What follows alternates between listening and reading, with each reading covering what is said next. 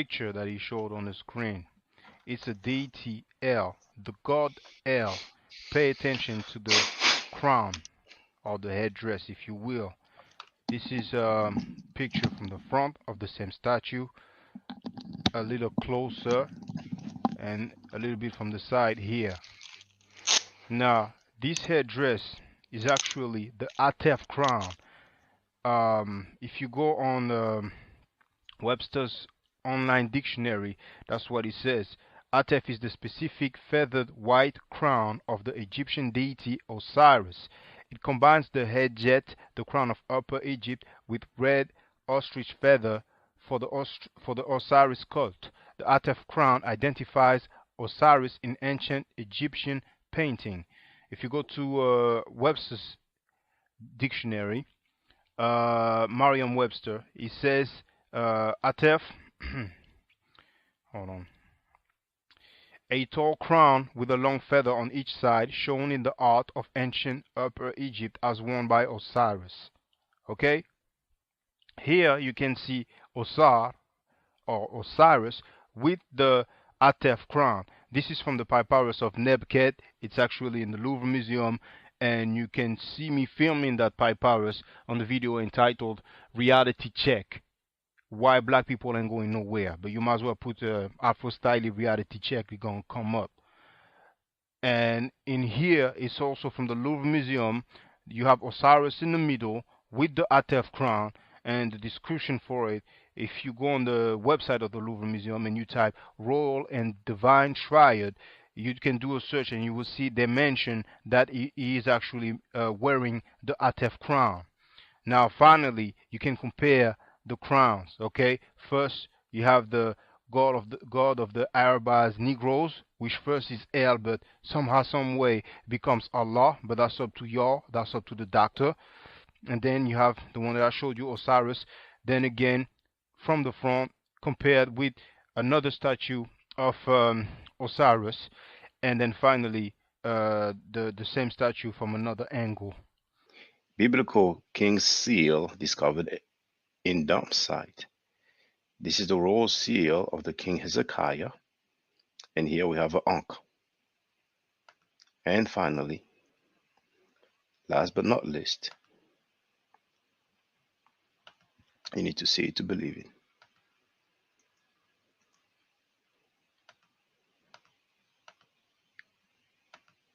The God of the Bible, El, slept in his own dung and urine.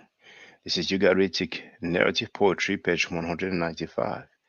And we also have this book here, the Masria in the Prophetic Literature, where it clearly says that El floundered in his own feces and urine.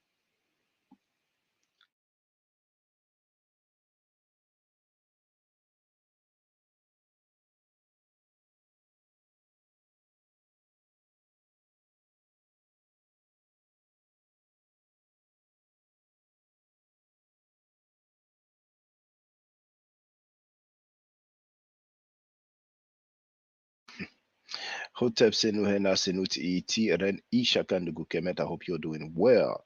Let me check the sound. Where is it? That one. Sounds good. I sounded like ODB the way I said sound.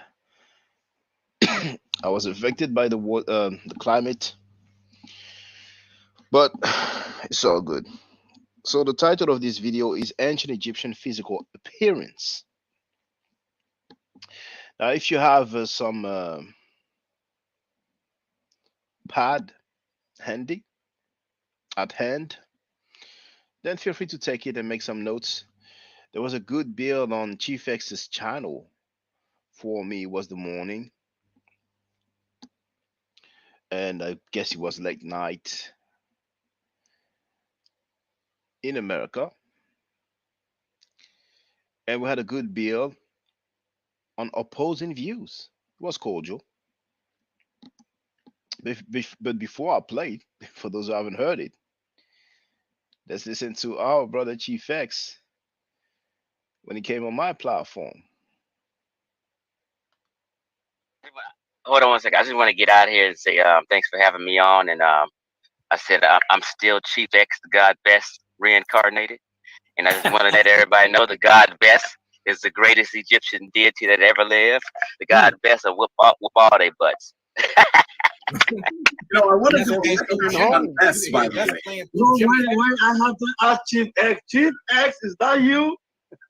Yes, sir. Who's that? You come on, you challenged me that Egyptians were not black. I remember when you was on the right side of history.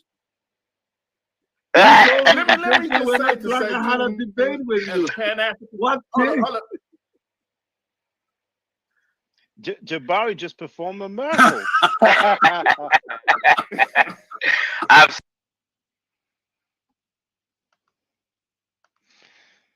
So you heard it. Chief X is one of us now. Next. Who could it be next? Not the female cat. That will really be wishful thinking.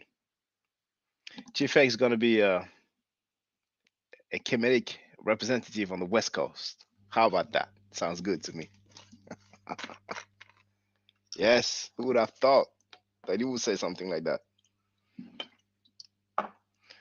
I mean, the ending of 2022 with the female cat dying together with his crew was more than unexpected.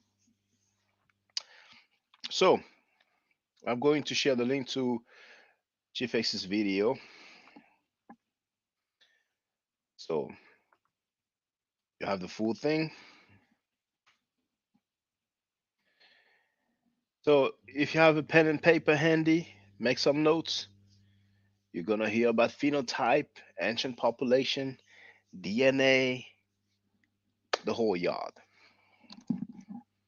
And you're going to hear arguments of people who feel, who think, who believe, who claim that the ancient Egyptians were not black. All right? Let me play it now.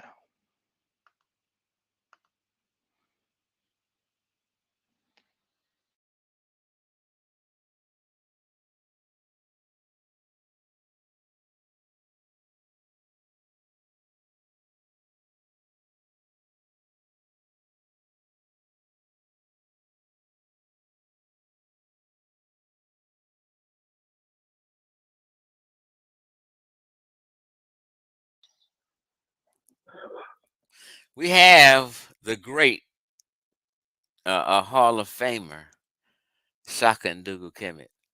Can you hear me, Shaka? Yeah, loud and clear. Hotel, back in Medic Brother Chief X.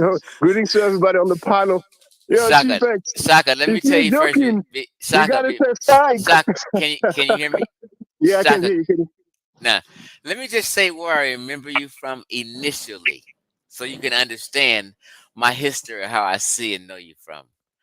I remember you because I was down back in the days of Blog Talk Radio, right? But I remember when you came around, back in the day on Sonetters, and you had some channel. You became pretty knowledgeable, and people pretty liked you at that time. And I don't know what your channel, but it was just during the Sabra Suit and SETI days, and then you just disappeared for like 3-4 years. But I just want to know, that's where I remember you from. But go ahead, Shaka, what's up? Yeah, brother. What happened is that my channels were flagged, because that Moorish guy, Ishmael Bay guy, we had a talk, and I asked him what's your nationality. He said Moor. I said, do you have a passport? He said yes. I said, what's written in the nationality field of your passport? And he kept saying Moor. Then I said, can you show and prove that? He said, if I have to, absolutely. And that was on Arm and Rod Squad show. So he lied publicly on air. He was bitter. So he started flagging my account, flagging the videos about him. And that's what happened. So, when you rebuild your account, people don't know what's your new account. But yeah, I was with the BPC. I was like on the website Black Power Cartel, for those who remember. That's like 2008. But Yeah, I remember now. yeah, Straight BPC. I used yeah, to like you.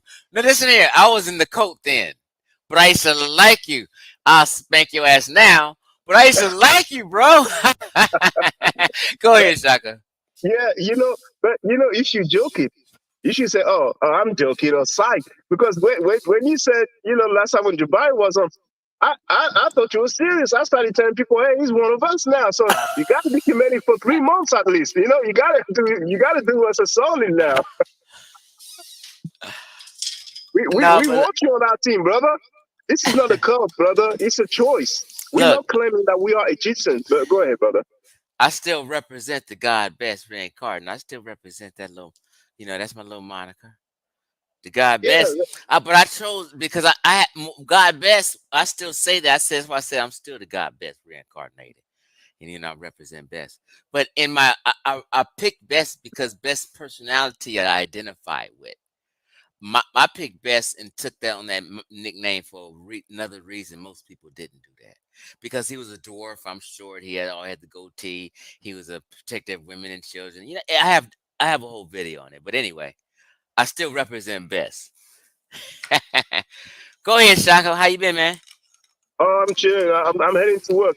For those who don't know, I'm in France, so it's gonna be 8 a.m. in 5 minutes, and I do the 9 to 5. I don't get paid out of all the stuff I do online, but if the brothers have some questions about Kemet, they can feel free. But I want people to know that I and most of the people who say they are Kemetic, we're not claiming that we descend from Egypt. We just choose a way of life, because a lot of people dislike us, and I think like Jabari, for example.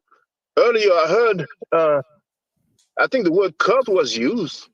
I don't see how this will be a cult if Christianity, Islam, Judaism, Hinduism, Buddhism is not labeled a cult. I think it's unfair. Mhm.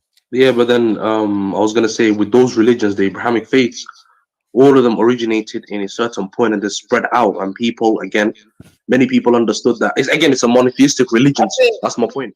yeah, Yeah. With Okay. All Kemetic, right. Okay. yeah, with So Kemetic, certain yeah. group of people have took that ideology and rhetoric and they made it their own, stealing those people's history. I mean, I, I, that's the reason why people have problem with it. I get Yeah. what you're Okay. Well, saying. I think that can I respond to that first, please? oh, go ahead. Yeah, thank you very much. And I heard there's a brother who's Haitian. I don't know if he speaks Haitian Creole, but ça passe que j'en ai moi Haïtien tout. Par en fait, Haïti. Et, what was it again? Yeah, okay, monotheistic. So if the issue is, okay, the Kemetic way of life is not monotheistic, that's why I don't like it, then that's another issue. But the Kemetic, let's say religion, because there was a religious aspect to Kemet, that spread also. That spread in many different countries, you know. So the way it is practiced now is probably not exactly the same as it was back then. Religions, and I can give one example because the god El, we have the Ugaritic text, and I've shown that he got so drunk that he fell in his own urine and feces, and those Hebrews, well, they don't practice that. But I don't want to monopolize. I think the other brother wants to say something. No, I was going to say, I think personally the difference between like cults and religion, and I'm not saying I agree with this, is size. A religion would be a mass group of people, and cults seem to be a lot smaller. But the thing about because you say that you don't claim to be Egyptian and you choose to follow the Egyptian way, how could you be sure what you guys are saying? Because I know it hasn't really been translated the way how y'all claiming it to be. Because then you go into like a lot of the pseudo stuff. Well, maybe we can, if you don't mind, maybe we can deal with the translation, and then we can talk about what you label pseudo. But in a sense, people could argue that indeed a cult is small in size, but we all know that cult has a negative connotation to it. And we have, for example, the Church of Scientology, which is usually labeled a cult, but they are not small in size. They are very large. I mean, they have Tom Cruise, they have John Travolta, and many very wealthy people, some rappers. I mean, I even heard that Doogie Fresh and what's the sister's name, MC Light. belong to it. Now, I heard they belong to it. I cannot confirm that. But now, when it comes to the translation, I beg to differ. Definitely, I actually give Medu lecture classes, and I am studying Egyptology formally at the university. And I found out 2 days ago that our brother Osar Mka, real name Adrian Jones, and I'm saying that because he showed his degree and he stated his real name online. Otherwise, I'm not the kind to just give people's real identity online if they don't want to.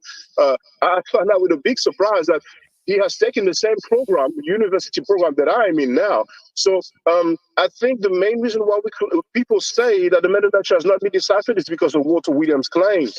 And I've been saying for years that I would love to have the discussion with Dr. Walter Williams. But without being long-winded, I want to give you some examples, my brother. For example, the word pharaoh that we all use, it derives directly from the Medu-Neter. The given name Susan derives from the Medu-Neter. It means lotus plant or lotus flower. The word Ibani that we use in English and in French we pronounce it Eben. It derives from the Medu-Neter heavily, and I've shown the documentation. We have the West Car Papyrus, and there's the website, the University of St Andrews, England. They have the papyrus and the translation. The Medu-Neter term is ebony, and then you went to the Greek ebeninos, and then finally into the English. And I even quoted, I will finish now because I promise I don't want to be too long-winded. I've just recently bought the etymological dictionary of Greek published by Brill. Brill is very official. They publish scientific work.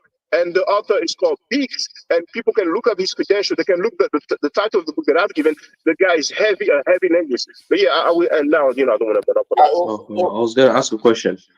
So what was the reasoning behind you following this Egyptiology or following this so-called religion? I just wanted to know what the reasoning is, because everybody has their reasoning, and I think the reason why it's called a cult in certain situations is because of the reasoning. Oh, well, maybe, but I personally think that we have the big guys on the block, which is, Judaism, Christianity, and Islam. And as far as they're concerned, everything else is like pagan, cult. It's not official, not recognized, not valid, not legitimate. But I grew up in a Christian family, like so many of us, and I always loved history. And I first thought that the stories in the Bible actually took place. And as I started reading about history, I wouldn't find any evidence, any records. I'm talking about hey Shaka, y'all, historical records. I gotta go pay the water bill real quick. Y'all continue going and talk. Give me 30 seconds. Yeah, no problem. So I was looking for historical records, and I mean contemporaneous records, because when it comes to Jesus, for example, there's not a single document during his life that mentions his name during his lifetime. And a lot of people don't know that. So the more it goes, the more I realize we don't have any evidence, especially for the Exodus story. This is folklore. It never happened. So I ended up no longer being a Christian. And of course, I got to think about the transatlantic slave trade. At one point,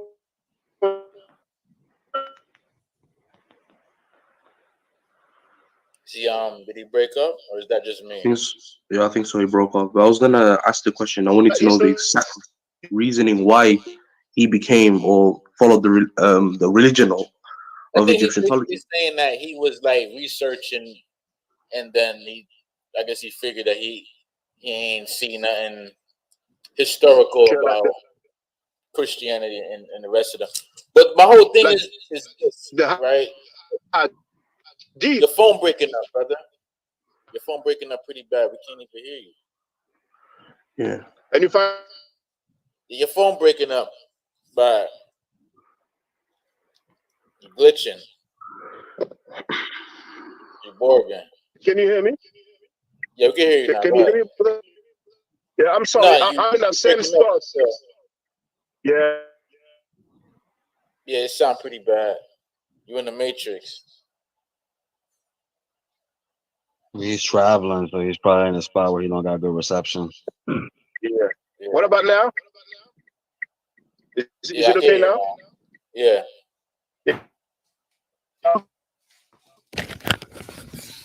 Yeah, he barking pretty bad. Yeah, I think he might be under a tunnel or something. I'm all right now. Now, I know about the Rosetta Stone because I learned that in school, but besides the Rosetta Stone, how did they translate all of these Egyptian documents that they got? From my understanding, it was through the Greek language, through the Rosetta Stone. That's how it was. That's supposedly that's how they did it. Like Funny enough, part of that stone is in the UK, and when the Egyptians asked for their stone back and said it's part of their country's heritage, the English response was, "Just in case another war breaks out, we'll take Narration care of of it better than you." either. But my whole thing is, why are the Egyptians who are there right now? Why did they abandon the Egyptian religion? Because Don't it forget, seems Egypt has like been invaded and conquered more than 27 times, I think, on top of my head. So Right. many other cultures, we're talking from Mesopotamia, started to conquer Egypt and then have their own way of life installed into Egyptian culture. So so many, they many people did that. yeah, so it's like I think a more dominant religion came over and like dominated them and got them up Yeah. out of it. You pretty see, much modern day Islam. Egyptians, they are So 80 to that's 90% the thing. If they Muslim got due to defeated, the. right? Why do we want to jump to that when they got defeated? They no longer. It's like y'all want to go back in time in a way. All they even what happened, throughout history, the old Egyptian, ancient Egyptians have intermixed with a lot of Greek, a lot of Roman, a lot of even before that No, Mesopotamians. I get They've that, but here's intermixed what with I'm so many saying. different groups of people. They're not the same as they were before. No, They still I are the understand that. closest people to them in terms of DNA, and but in terms of how they were before, they're not exactly the same due No, to here's the the point invasions that where are I'm occurring. making. If the Egyptian religion and morality and culture was more dominant, then wouldn't they have influenced the invaders? If their way of living was that much better, wouldn't the invaders say, you know what y'all got going on makes more sense, and we're gonna convert to what y'all got going on?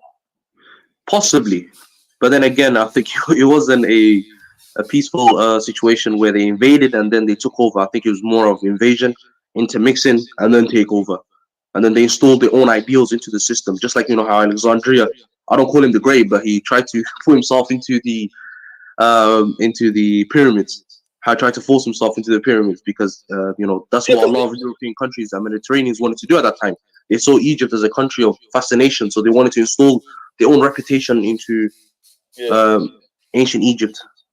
and I could I get. I think think that's what happened. I think they morphed into because you know how they say like they stole a lot of elements of it. I think they just evolved into it, or they morphed into Islam and Christianity and everything else. So it just kept evolving, and Yeah, we I are even now put it in what the the most last advanced thousand, level of it. You know, see what I'm yeah, saying? even the last 1,500 years ago, before when Islam came, when the Rashiduns came, they took over Egypt, and then what happened? They started intermixing with the women that were already there in Egypt, thus creating a totally new set of children. So All wouldn't new. Islam be a more advanced version of the Egyptian religion? Oh no. You no, can say that. no, it You can wouldn't. say that. And Yeah. I'm sorry That's about what I'm earlier. saying. I Like was as they were mingling, it morphed. They took the best parts out of it. They took the best parts out of here, and then it kept evolving, and until now we got Islam. Because what happened is when the Rashiduns came, they went majority into North Africa and East Africa. Y'all want to go to Many the countries, Persian shit. I was Y'all gonna want to say, go many to countries the in East Persian. Africa fell due to the Muslim invasion. But I would say the only country that withstood it was Ethiopia. Even though Ethiopia had part of their cities taken over by Muslims, but they still So managed they to had maintain the Christianity. moderate majority Christian. Yeah, because they had Christianity that also took on a little bit of bits and pieces of Egypt. No, it was again many centuries of Muslim versus Christians. Muslim invaders from the Middle East trying to make Ethiopia an Islamic country, but they But like failed you due said, to the you wouldn't Axumites and call it Abyssinians like fighting back. an advanced. But would you call it an advanced version of what what they doing in Egypt, Islam? Before JC answer that one, on that one, I just want to make a note for people listening and for people on the panel, and I appreciate y'all for it. So you notice how nobody arguing and talking over each other and yelling, everybody being mature and talking when it's their turn. That's what I'm saying.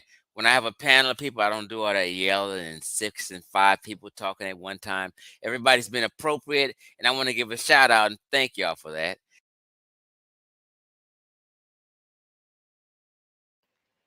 Okay, I want to skip and go fast forward a little bit because we're going to talk about some moderators that you see everywhere that's behaving strangely.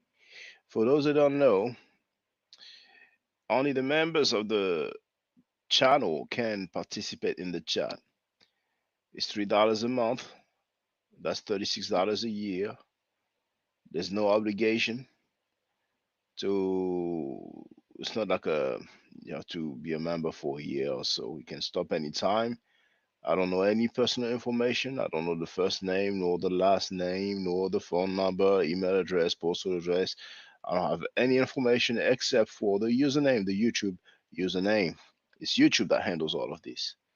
So if you want to support me, feel free and you'll be able to participate in the chat. Otherwise, there was the link to get on the panel, so feel free.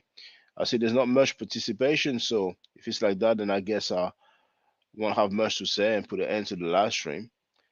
But let me just continue. I have to fast forward. I took a note of the timestamp. So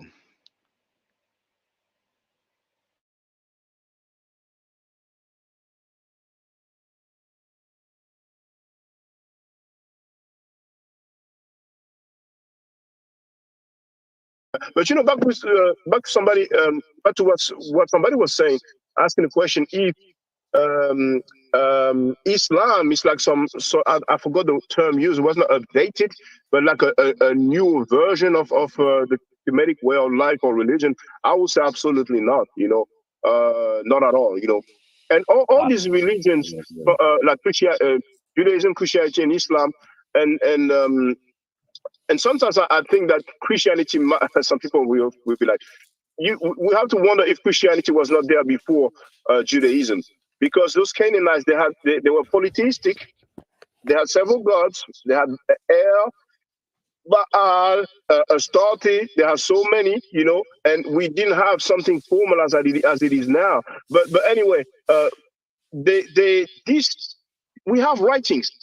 It's different thoughts, different beliefs that they had, and as we know in 325, they codified the stuff, But we still have the apocryphal writings and other writings, and people trust me. The Ugaritic tablets, it sheds a big light on what those people used to believe in.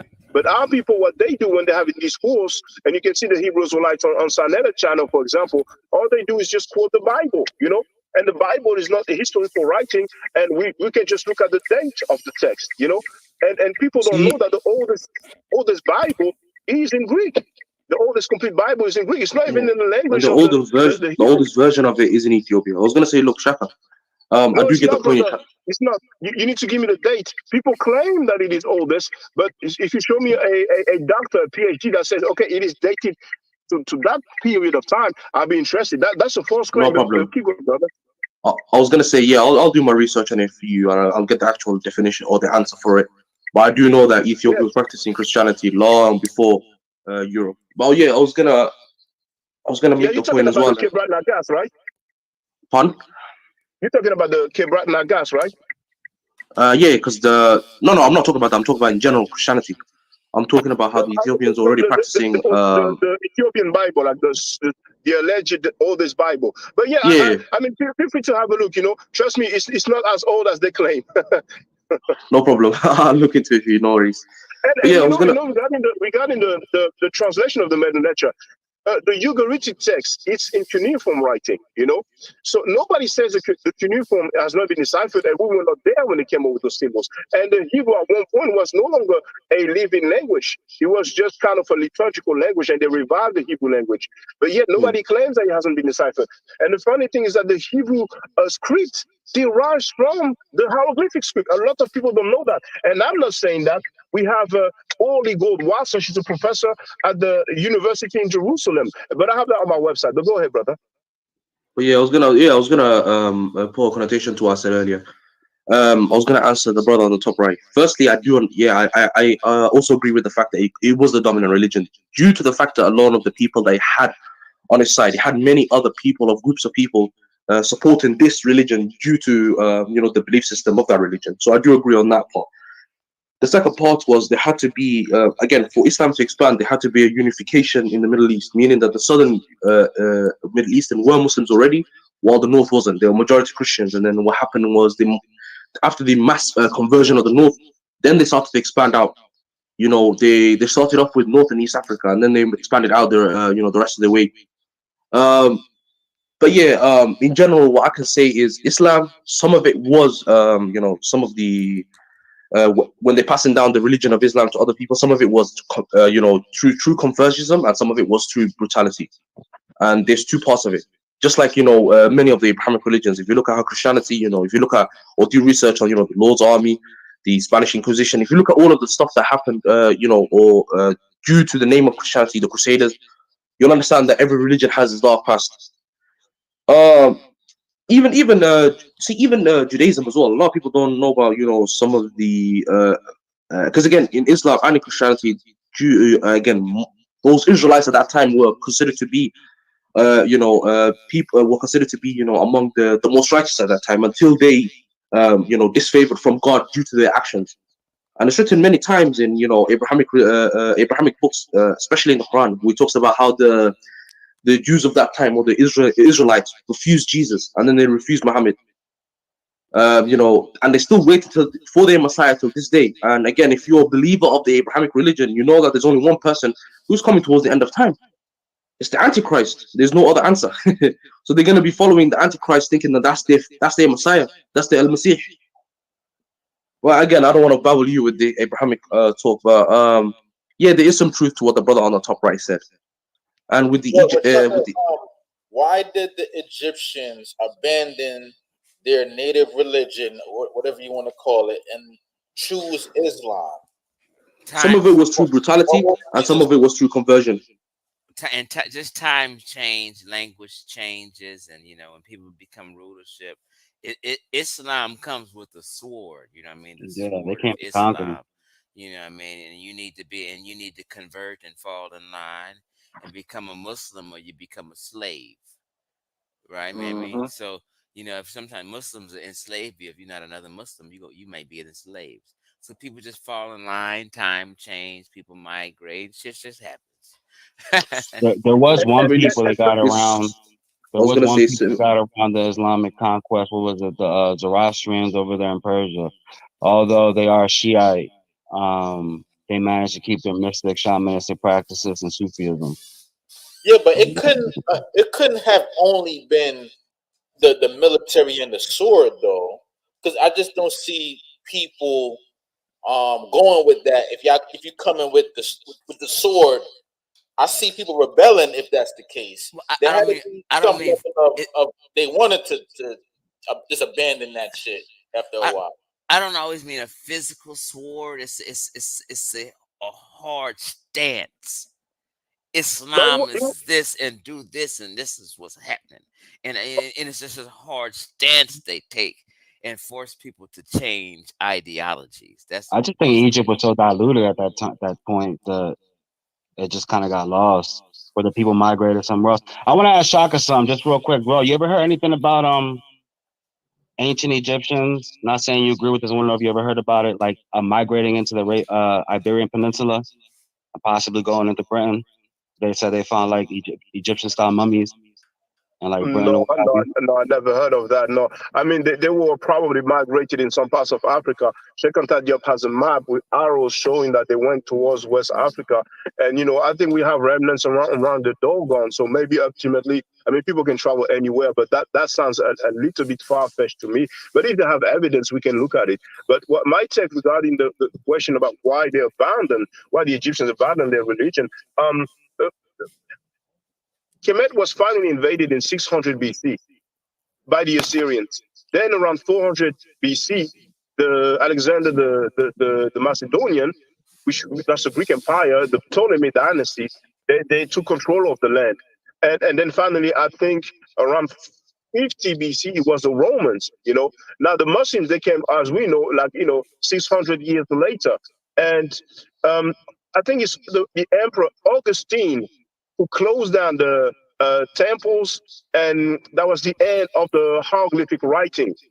So people didn't have the choice. And with the Muslims, it was worse because I can quote a PhD in Islamic studies, who is not my best friend. He's called Dr. Wesley Mohammed. In his book, Black Arabia and the African Origin of Islam, he talks about the Bakht Treaty. Many people don't know it, but it clearly says after a war, there was an agreement. Bakht is spelled B-A-Q-T, and he said that Nubia had to send 360 slaves every year to Muslim Egypt.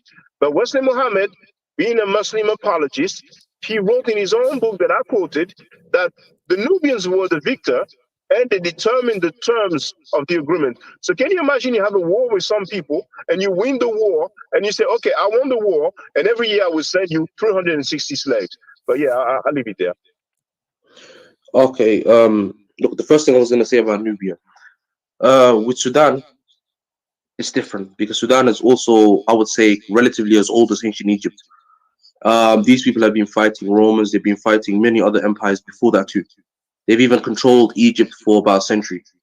What I'm going to say is, with Sudan, it's a different type of history because also they were majority Christians at one point too. And due to, again, it was not by the sword with Sudan. It was not. It was more of mass conversion. That's the reason why you see, if you go up North Sudan, predominantly Khartoum and upwards, you're going to find majority Muslims. While if you go Khartoum and down in the south, you're going to find majority Christians. So it's still basically, I would say around, still there's this distribution still going on in Sudan. And there's even Jews that live in Sudan too. So there's also that too. Even particularly where, again, East Africa was different at that time. I'll explain why. Many people at that time was Christians. Some had their own religion. Some were Jews. You know, similar to what my forefathers were before they turned Muslims. There was a whole different different things going on around East Africa. And then what happened is, due to the Muslim, you know, if you know about the story about how the Prophet Muhammad, peace and blessings be upon him, sent his companions to Abyssinia at that time because of the Arab mercenaries that were going to kill the few remaining Muslims. And it was the Ethiopians that looked after those, what's it called, those Muslims, and helped Islam actually grow. So what happened was that's not historical though. That's according to the Islamic religion. Yeah, but there's actually no, there is. I'll explain why. There's mosques in what's it called? When the Muslims were traveling, they built a mosque in Zayla, which is actually as old as Islam. It's 1,500 years old, and this mosque is facing not the Mecca. It's not facing Mecca. It's actually facing Jerusalem, and this before Mecca was made as the holy place. So there are actual artifacts that prove that, you know, they actually came from Arabia into the Horn of Africa and went to Abyssinia. So Shaka, you said this, like there was 3 different levels of invasion. I know the last one was the Romans, and before that was Alexander, and the one before that, what was the one before that you said? Now, if I'm not mistaken, the it Greeks, was the Greeks were before, I'm sure. No. The Greeks is around 400 BC, the Ptolemy dynasty. And for those who believe that Cleopatra was black, she was not, you know, because she was from the Greek Ptolemy dynasty. Besides, they even found some. Yeah, so you got the Romans, the Greeks, and who was the third one? The first ones, it depends. 600 BC, the Assyrians. Okay, Shaka, what city you in the UK right now? Is it cold? Because you had your jacket on when you was walking to the car and the hat. I just want to know what the temperature is, and it's cold, and what city you're in, and continue. Yeah, I lived in England, but now I'm in France, and it's 10 degrees Celsius. Do you live in? Well, I'm in the Paris outskirts. I ain't gonna say, you know, the city like that, but you know, I'm in the Paris outskirts, you know. No, because I live in London anyway. I was gonna put that. And I wanted to ask you because I could tell that you had an accent that sounded like a British accent. But may I ask where you from, brother? From London, originally? I'm from. I talk about originally where my family's from. Yes. Oh, Djibouti. Oh, Djibouti. Okay, I have some colleagues from Djibouti. They translate for Somalians because it's hard to find Somalian. No, it's different. So like Djibouti is a mixture. You saw in the Somalis. With Djibouti is a mixture of tribes. Yeah. What's the temperature out there, man, right now? Oh yeah, Chief X, it's 10 degrees, but we use a Celsius. You guys use Fahrenheit. So people will have to go online and make the conversion because I don't know the equivalent in Fahrenheit, but it's 10 degrees Celsius. It's cold, right? Oh No, well, not so cold because when it's kind of really cold is when it's like zero, like 5 degrees or 0 degrees. Like basically at 0 degrees Celsius, that's when the water turns into ice. So it's not too bad. But yeah, I have the jacket still. That's like But 50 degrees Fahrenheit. So if it's 10 degrees over there, it's like 50 over here. Oh, okay, that's not bad. Yeah, Man. add like 40 on it. Okay, y'all But- continue. Go ahead. So let me ask you now. So you got the Assyrians, then the Greeks, then the Romans. yeah, So are and you? before, of course, I'm sorry, brother. I apologize. Before, of course, we have the Hyksos around 1500 BC. But go ahead, brother. So are you saying that these invasion forces changed the population of Egypt? Oh, definitely, definitely. Just like if So you what look was at the Australia. population of Egypt during all of these invasions? I'm sorry. Can you come again with the question, please? I didn't hear. Can you give me an estimate of the population of Egypt for these while these No, invasions were going on? I'm not in a position to do that. It's not something that I No, can give me do. like an estimate, like how many. Just look at a map of Egypt and how many people you think live there. Just give me like an estimate. It don't gotta be historically accurate. Yeah, but I mean, it's like I like to be as accurate as possible, and I know. All right, not well, right give me now, a logical assumption. but How many Egyptians was there? on my notes, I do have some figures from some scholar. But as I'm driving, I cannot look at my notes. I mean, damn, if I take the risk, but I really don't like being inaccurate. I don't know if it's around 2 million, but it depends which time period, you know. But I think 2 in million ancient times, Egyptians, right? So let's go with like don't a put me million on or that. 2 Don't million put me on that. Egyptians. And that would be dynastic period, not the late period and so on. But Yeah, I and will have to double check. population always Please don't grows. put me on that. All That's right, another so thing. Population always between grows. 1 million and 2 million Egyptians, and then you have the Assyrian military come in. And so you're saying this Assyrian military, because we talk about the first one, they were enough to completely transform the Egyptian population, is what you're saying. Well, they rule the land, so of course the population is going to change. You know, some people will flee. What if they And what I'm ruling the talking land? about, So you're saying they mingling with the common folk who out having babies and continuing doing what they're doing?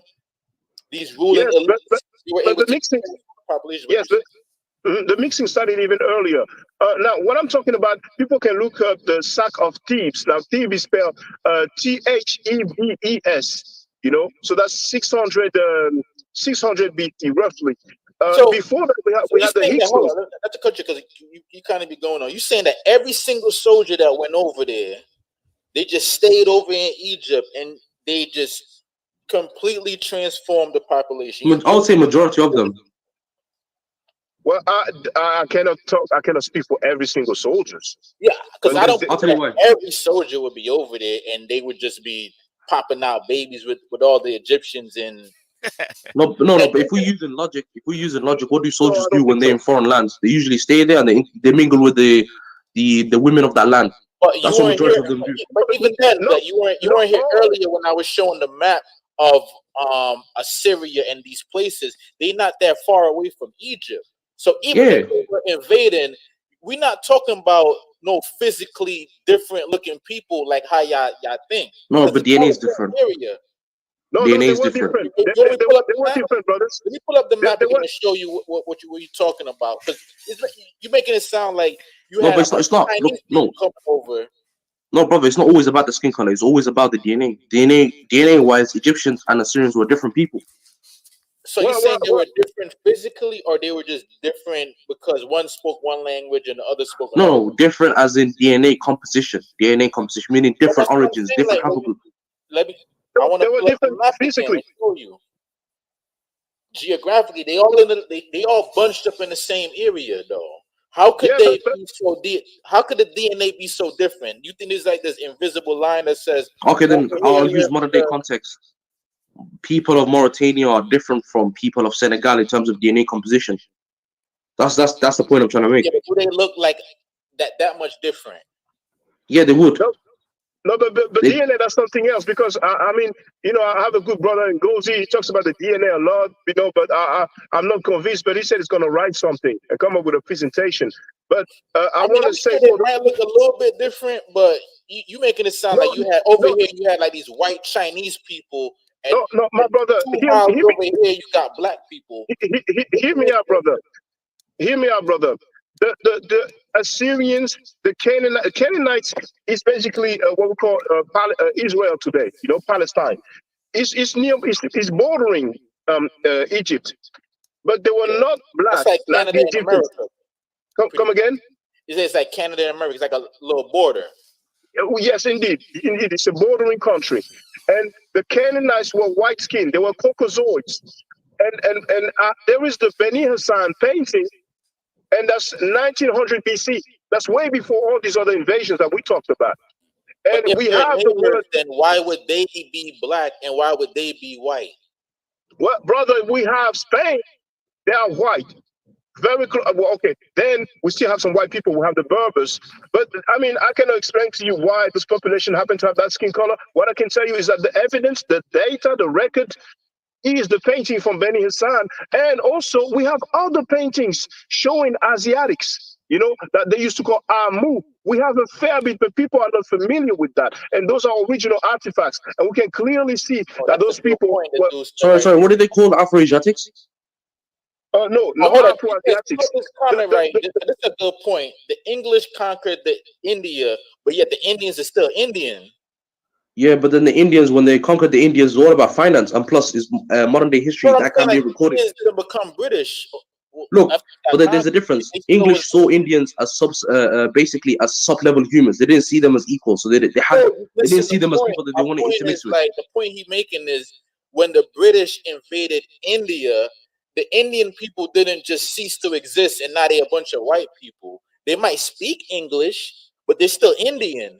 No, but you're comparing something that happened 300 years ago with, again, Indians were conquered by the English, but it was modern time, it's much recent. While on the other hand, you have the ancient Egyptians that were conquered by the Assyrians and 27 other empires. Of course, it's going to change the way they look, the DNA composition, the way they talk, their belief system. The point is that they didn't. I think he's just trying to let you say. I think he's just trying to say the population genetics remain the same regardless. No, population. Yeah, I agree. I was going to say population always grows over time as well. It always grows over time. So let's say he's saying the people are still the same people, no matter what they start thinking differently, whatever their religion they took on or whatever. See, I agree because modern day Egyptians are the closest people to ancient Egyptians. I do agree with that, even though they changed a lot since the ancestors. But I do agree that they are the closest people to the ancient Egyptians. I think it was 66%, something like that, where they say that DNA composition was the same as the old Egyptians. So I do agree. So why would Egypt be any different? Why would Egypt be the one place where they all morph into now being white? Well, there was a lot of intermixing. Like I said, Romans, Greeks, Arabs, a lot of people intermix with these people. Yeah, but it's all the same area, though. You still all of these invasions is all the same little pocket up in the Levant area, because you got Greece, Turkey, Israel, and all of North Africa. It's all the same little area. No, Greece is not really the same area. But what's your name, brother? Oh, Zab. Zab, I think, like many of our brothers and sisters, that you think the inhabitants of the Levant, the Near East, were black people. And this is a lot of our elder scholars who have stated that the Semites were black. And I've been arguing since 2010/2000, I think it's 2011, that the Semites were actually white-skinned people. And that's what sometimes is difficult to fathom the idea that the Canaanites. No, I don't believe that. I believe that. Yeah, I don't think Zab think. No, I'm saying I think all those North African people were olive-skinned people based on the geography and how far Africans, they are white-skinned. Yeah, I mean, like Puerto Rican looking. They're white-skinned Berbers. Yeah, like I would slightly disagree, brother. And the reason why I disagree is I was born in France, and I'm living with them, and I can guarantee you, and anybody can go online and type in Algerians, Tunisians, Moroccans. Now we have some Moroccans around the south. Yeah, some of them you can see there was some admixture before, but the Maghreb region, I guarantee you, brothers and sisters, those people are white-skinned. They are. No, I agree with that. Yes. But with what you said about the Middle East being Caucasian, which I would disagree, because the original Arabs were Yemen. Yemen people were the origins of the Arabs. I'm gonna say this and be quiet. out of all North African countries, whether you're talking about Morocco, Algeria, Tunisia, Libya, whatever, the lightest, if we're just talking about skin color, which I'm not really into skin color, but the most pale or lightest North African country would be Tunisia. Sometimes they'll have blue eyes and look like have a European feel. I just want to say Feel that. like Italian. For real, for Yeah. real. Well, And I was actually, gonna, Chief I X, was, we, no, we, listen to we, this, we Chief. I was, yeah, go ahead. But Chief, would you say that's due to geography, or would you say that the Europeans migrated there? Geography and some admixture with Europeans being there for a little while. And Moroccans and North Africans originally look like that. If you look But at the proto, I was specifically speaking about just Tunisia out of them. yeah. They're a little more. Oh, Chief Sometimes, X, you are right. yes. With the fact that proto Amazigh or proto North Africans, excluding Egypt, would look like that. They were people of that skin color, and they were people of that complexion long before people give them credit for. So when people say to them that, okay, you've mixed with Arabs, no, it doesn't make sense, because they also have some of the oldest DNA composition and haplogroups. Mm-hmm. They've been in Africa for a very, very long time. So for people to say to them that, or try to discredit them because they look a certain way, is disingenuous and actually is an insult to scientific intelligence or scientific facts. Well, that's but my point. there's a brother who said the original Arabs look like the people of Yemen. This is an issue I have with some of us who keep saying the original such and such were like this. When you use the term original, it's not precise in terms of chronology, you see. And you have also indeed some Tunisians who are very light skinned, but we have an area called Kabylia, or in French we call it Kabylie, in Algeria. You think those people are like any other Europeans? Some of them, not all. And to give you an idea, brothers and sisters, the people in the Maghreb, a lot of them look like people from Turkey. But I want to backtrack about Nubia. Some people don't realize that the first known or region or province or that we call Sepatin Medunetian is Tasseri, and Tasseri, that's Nubia. So a lot of people don't know that. And Nama comes from Nubia. So I just wanted to put it out there. Oh yeah, that's interesting because I was gonna get to the other point that you said also about the Yemen part. Look, Yemen are the original Arabs. Arabs also recorded their history. A lot of the history that they have is recorded. They have two lineages: the real Arabs and the fake Arab, or the Arabs have been Arabized.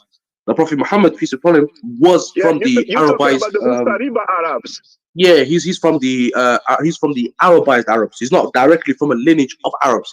He's actually from an Arabized tribe. So that's also another thing I want to tell you. And also, they say that the forefather of the Arabs came from Yemen.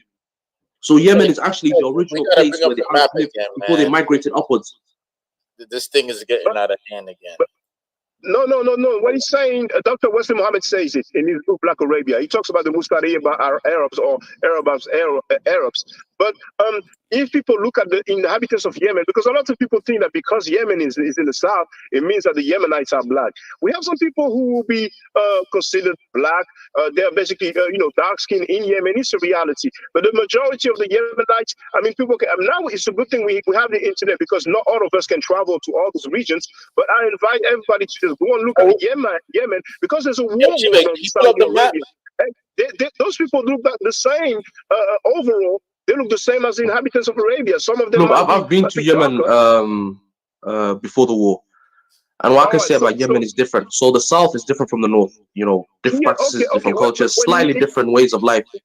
It's true. The south, just like in Egypt, because I went to Egypt in 2012, and I went from Luxor to the north, to Cairo. And in Luxor, of course, they are darker. Just like in France, the white people are darker in the south because of obviously because of the climate. It's a reality. But yet, they are still Caucasoid. They are still white skin. If we see those Yemenites, Caucasoid is not skin color. I was gonna say Caucasoid is skull shape. That's what they say. Nothing to do with skin color. What they say. The reason why I use the term Caucasoid. Share my screen again, because I want to show you northern.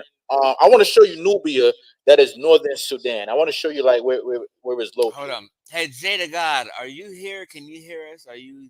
Yeah, bro, I'm here. I'm just listening. You good? Man. You want to fall off? Are you good? I'm hearing a lot of pseudo, but I'm letting it rock, bro. I'm hearing a lot of pseudo, but it's rock. Do you want to add something before we continue? Okay, what is pseudo, brother? Please tell us, what is pseudo? I mean, this whole generalizing these groups of people and then creating one archetype for all of them. Yeah, I mean, you're always gonna get it wrong that way, bro. You know No, what I'm Jay. saying? So Yeah, but please I'm be very specific. I mean, anti-pseudo. what was pseudo? What was said that was pseudo? It's pseudo to me, this idea that you got that Egypt was continually invaded by their neighbors, which transformed them now into white, and they were originally black. It's not well, No, because let no, me no. answer I that, never Rod. said. Oh no, no, no, I no, no, never no. said Ancient Egypt was not transform black. them into Let me just white. put that out there. It's no, other not you, people not you. I'm not who talking work about in the you. land, Oh, like in Australia. Say that again. Yeah, I never said that they transform into white people. It's different population who got into the land, just like in Australia. In Australia, we had the Aboriginal people, and the British came in. So it's a different group of people who took over the land. You know, yes, no, I never said that they transform into white people. Now there was some admixture indeed, but no, it's a different group of people who took possession of the land. That's what happened over time. But And, even and, with the Aboriginals are still there, like unchanged. They still yes, over but we there. still yes, it's There true. is a But mix as but well, though. if you look at what happened in Australia and you compare with Kemet, the Hyksos came in 1900 BC, basically almost 4,000 years ago. 3,900 years ago, and that was 1900 BC. Then over 1,500 years later, we have the Assyrians, and then we have in 400 BC the Greeks, the Macedonian, the Ptolemy dynasty, the Greeks, and then we have the Romans, and then 600 years later we have the Muslims. So the chronology is just way longer. Yeah, it's really not that far fetched. If people just mixed and became lighter over time, it's really not a far And fetched idea. personally, I think that the Arabs and the Egyptians are like cousins. They the same people because they inhabit the same geographical region. So when you Well, say the Muslims came in, you can say that, but in terms of phenotype, they were different. And what I'm saying is just not. I woke up one day and I decided to say that for the fun of it. I'm showing documentation. I'm showing data. I'm showing records, and people we okay, have let me depictions ask of you the this: inhabitants of this area. what makes the Muslim then? What gives them that, as you say, that this different phenotype? A Muslim is somebody that believes in Islam. It has nothing to do with phenotype or ethnicity. All right, so they're people that live over here, right next to Egypt, same longitude line, same climate, same everything. What makes them physically different than the Egyptians? Why?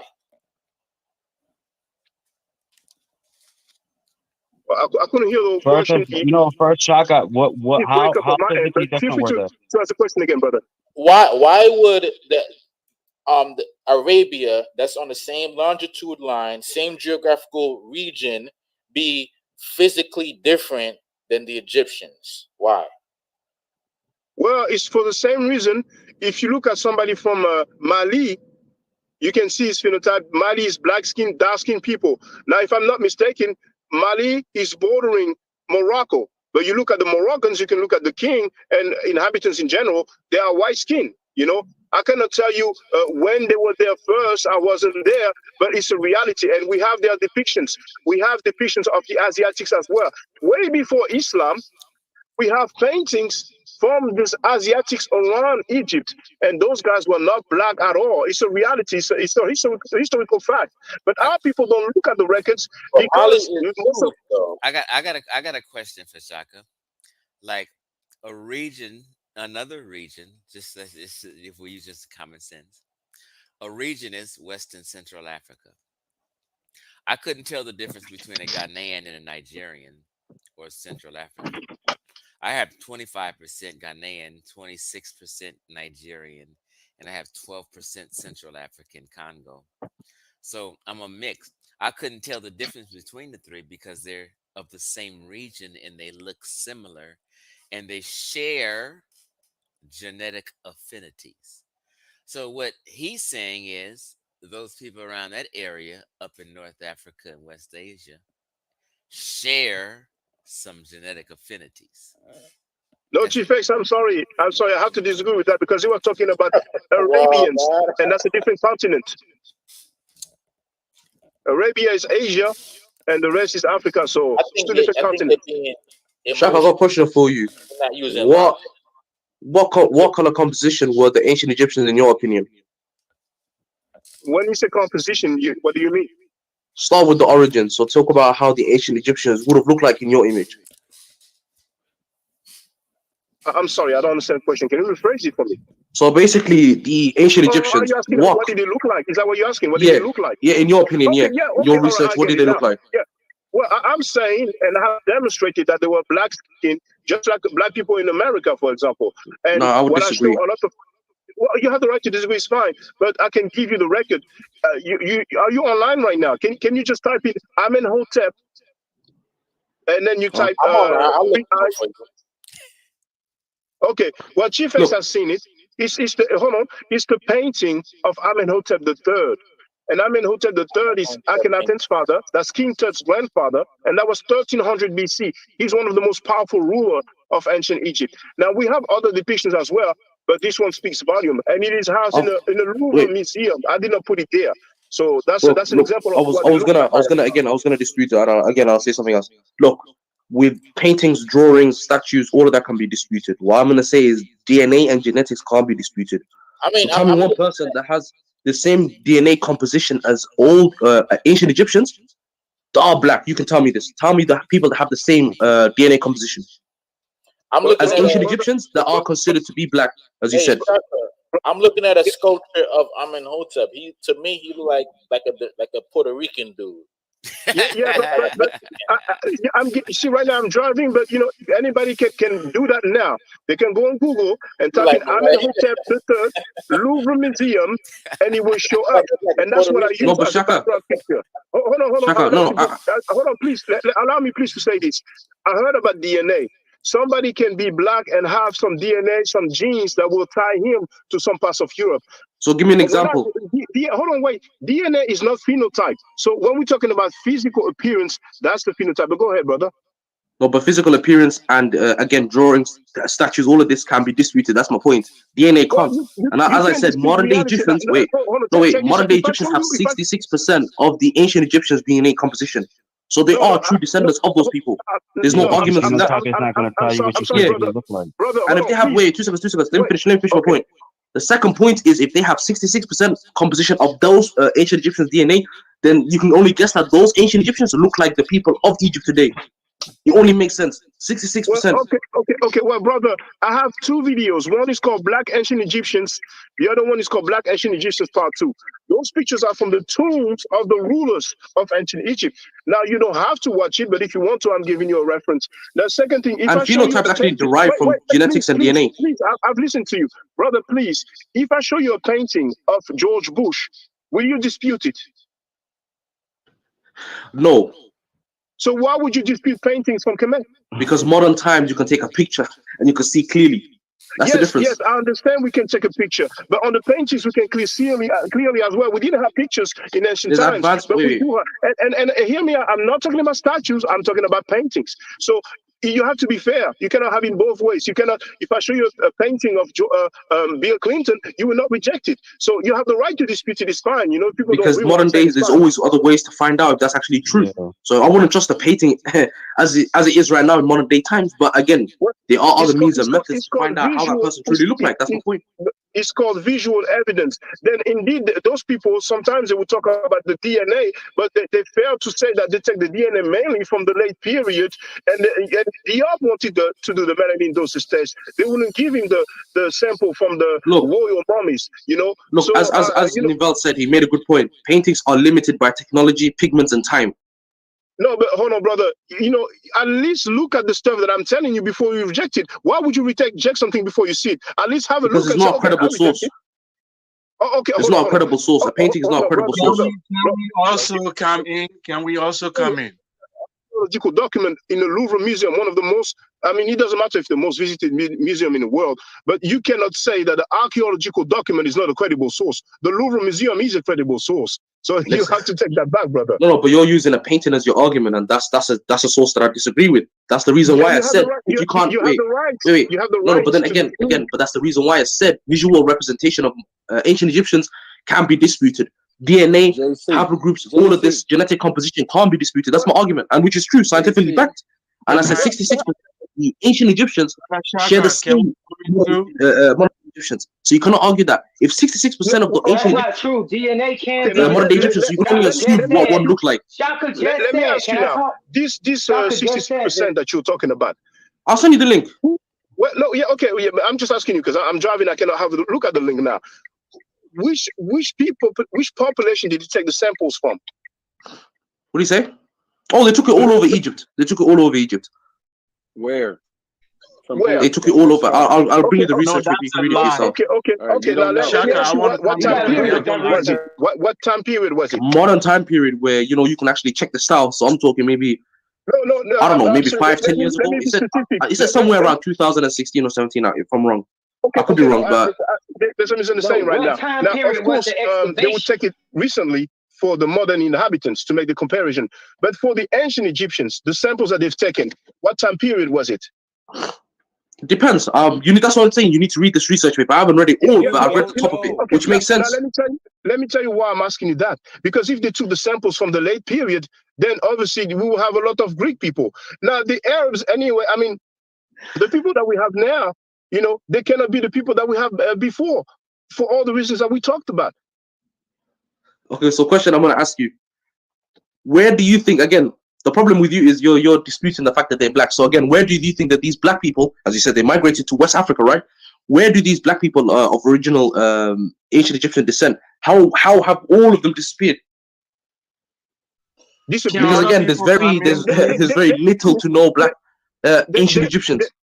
They surely travel. A fair bit of them were surely killed. I think a fair bit of them went to the south. Now, there's some things that I don't know and some things that other people don't know. But now, if you want to be like, okay, we have those depictions. They are clearly black, but I don't agree with it. So where did they go? That's another issue.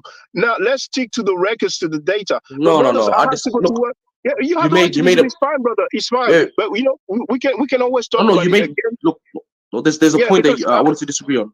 But look, yeah, and the point I'm happy that you disagree with me because that's how life is. We never agree on everything. But I love the build. I love the conversation because we all remain cordial.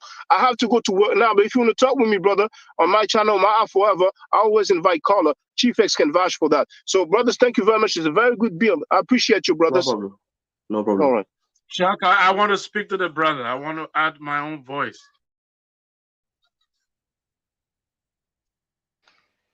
Hello. Please use webcams, brothers. Welcome. This is actually a live stream. I don't want to use my yesterday. Now, I'm sorry. Well, this Shaka, is a live stream. Me? Yeah, can you hear me? Something. Yeah, I can hear you, Sekou. Yeah. Maybe there's a delay when we're talking, but this is a live were stream you playing a video? I thought that was live. It was a video you were playing. No, that was a video. Yes, that's when I. I'm so sorry. No problem. I thought that was live too, Shaka. You got everybody with that. I thought it was live. You got all confused. For me, I was like, my blood was boiling. I thought it was live. I'm like, I have to respond to the guy. But I left comment on Chief X's video. I told them, everybody's welcome to join the discussion. I left the link to this live stream, but Hey, Shaka, that was an excellent argument, bro. I'm outside, but I would love to talk to you about that. We got to talk about that. And I think Sekou is on the line. Sekou, stop running, bro. I want to talk to you too. Yeah, no problem. I'm not running. When it comes to this issue of ancient Egyptians being black, the only reason why this debate goes on, I'm telling you, is for two reasons only. One is because African elite, the leadership, have not ready yet to take over their responsibility for their own history. They are running around doing stuff. They are not really taking the history and putting it in our institution like Diop suggested to them. And the second reason is because Europeans continue to perpetrate white supremacy, and people think that it's okay, whatever the Europeans say. First of all, there is no comprehensive DNA about ancient Egyptians starting from the first dynasty up to this period. There is no comprehensive DNA. It's a fallacy. It's a lie.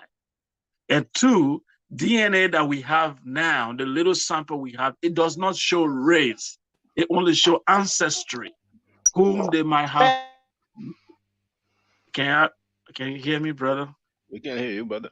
Yeah, it only show the kind of relationship they had, who they probably had a family with, who they married, and who they were connected with. It wasn't necessarily showing race, but there are a lot of indications of ancient Egyptian being black.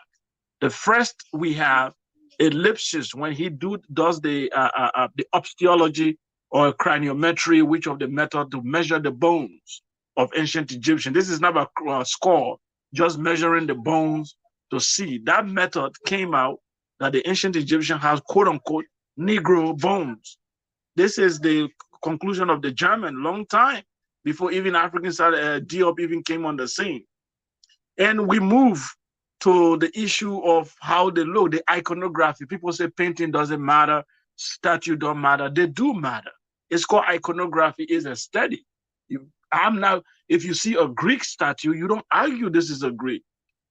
When you see Greeks have a lot of statue all over university, nobody look at those Greek statues and say this is Chinese. Nobody, there is no black person who will look at a Greek statue as a statue. There has never been an argument on Greek statue. But whenever ancient Egyptian statue is appeared, black people see themselves, and you are telling them what they are looking at and seeing, it's not what it is. This is really serious. It's like I'm looking at somebody with my phenotype, and you are saying that's not what I'm seeing. Look at the painting behind Brother Shaka. I am seeing a black man, and you are telling me that's not what I'm seeing. It's ridiculous. It's really, really troubling that look at the statue of Nama, the bust of Nama. It's as black as it can get. And one of the simpler examples, Shaka, the word, I don't know if we can put it up, the word for face in ancient Egyptian, the word for face. It is a face with a wide nose. Yeah, if HR, if you Google it, HR, the word for face in ancient Egyptian, why would ancient Egyptian pick a face that look, I would say that the Khoisan or a West African, the nose is so wide and a completely West African phenotype. Why would they not choose their ancestors or people that look like they are Middle Eastern brothers or whatever? Why would they choose West African to be the example of what face is? You can just put it up, face. No people in history, Chinese do not use European to depict themselves. Why will they do that? Then we move from that. The melanin dosage test done by Diop. Nobody have argued, and no university have done the test and said Diop was lying.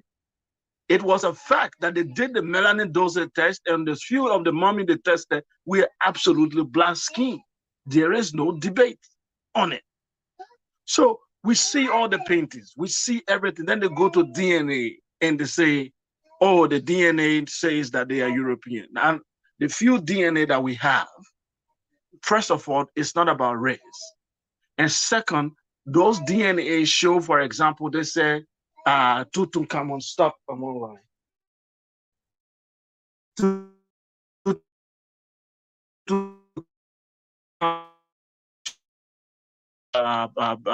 To European. Now, when you trace the history of that haplogroup, for R, for example, R, you say, what is the place of origin? They will say, oh, maybe Middle East or somewhere, Europe or whatever. Okay, what time period? When you check the time period, there was no white person on earth at that time. There was no white people on at that time. So just because people even come from Near East and intermarry with Egyptian does not mean they were white. Because when you go to 33,000 BCE, 50,000, 60,000 BCE, you were still dealing with brown black people in the Middle East. Mixing. So you can't come out and say these people because they have, what about when they see E1, B1, and then they say, oh, that could be Horn of Africa, maybe mix up, they try an explanation. But Ramses the third, Ramses second or third, he has the E1, B1, and nobody is talking about it. And Zahi Hawass have seen it, his own testing, and he see it clearly is African. So there is no debate really. The blackness of ancient Egyptian, I'm telling you, I can never make the case that they never intermarried, especially from the 18th dynasty up. Definitely they intermarried. Definitely the Pharaoh was having wives from the Middle East. Nobody going to doubt that. But just because we tested Obama and saw Kenyan blood, then we say the entire leaders of the United States were Kenyans. Are we going to do that? You see, we can't do that. So because we find Chinese dead bodies in the grave in Europe, then we say that the ancient Chinese European were Chinese. We can't do that.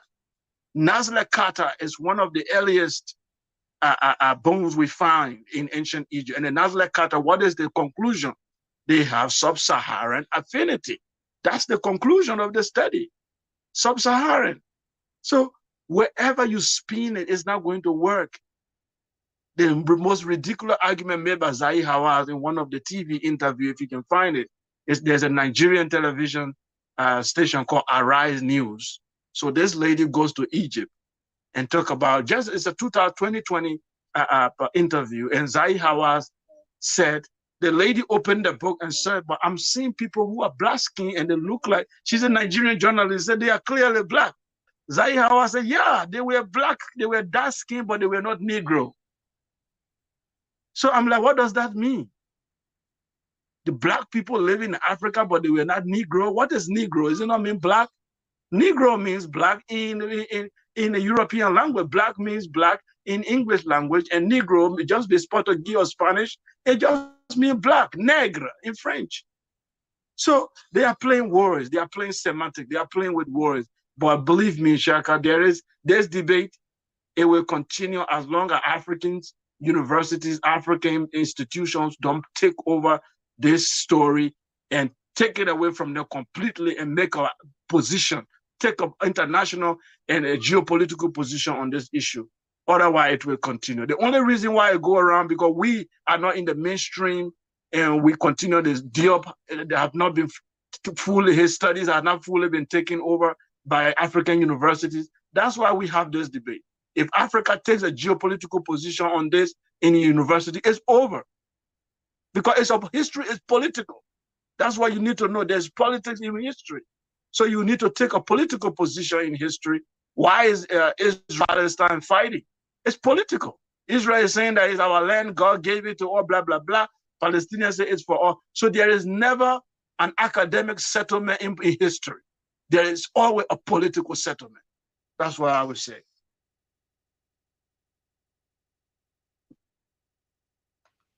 I had a quick look to see if I could find that hieroglyph. That hieroglyph is the glyph of the face seen from the front. We have another glyph of a face seen from the Yeah, side profile, and the hieroglyphic transcript uh, don't usually have any particular black slash African phenotype, but when we look at the original artifact, there is if I remember correctly, it was a coffin painted in color, and we could see the face, and it speaks volume. But I had a quick look, I couldn't find it. I mean, I have so many videos, I have hundreds of videos, but I have other museums that I'm planning on seeing, so hopefully I will come across some other depictions like that. But our people are is just not aware of the amount of artifacts where we can clearly see that they are not only black but that they have negroid features.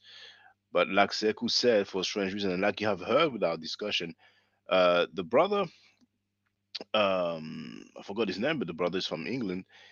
Uh, Now you've heard that he's from Djibouti, so he's a Muslim, so that plays a part as well.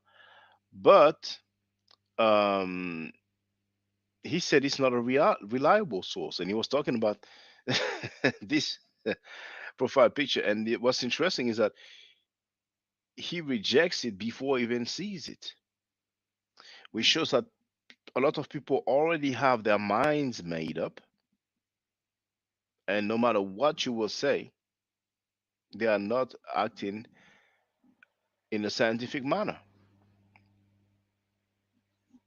We've lost Sekou. But if you want to add on Babylon done, feel free.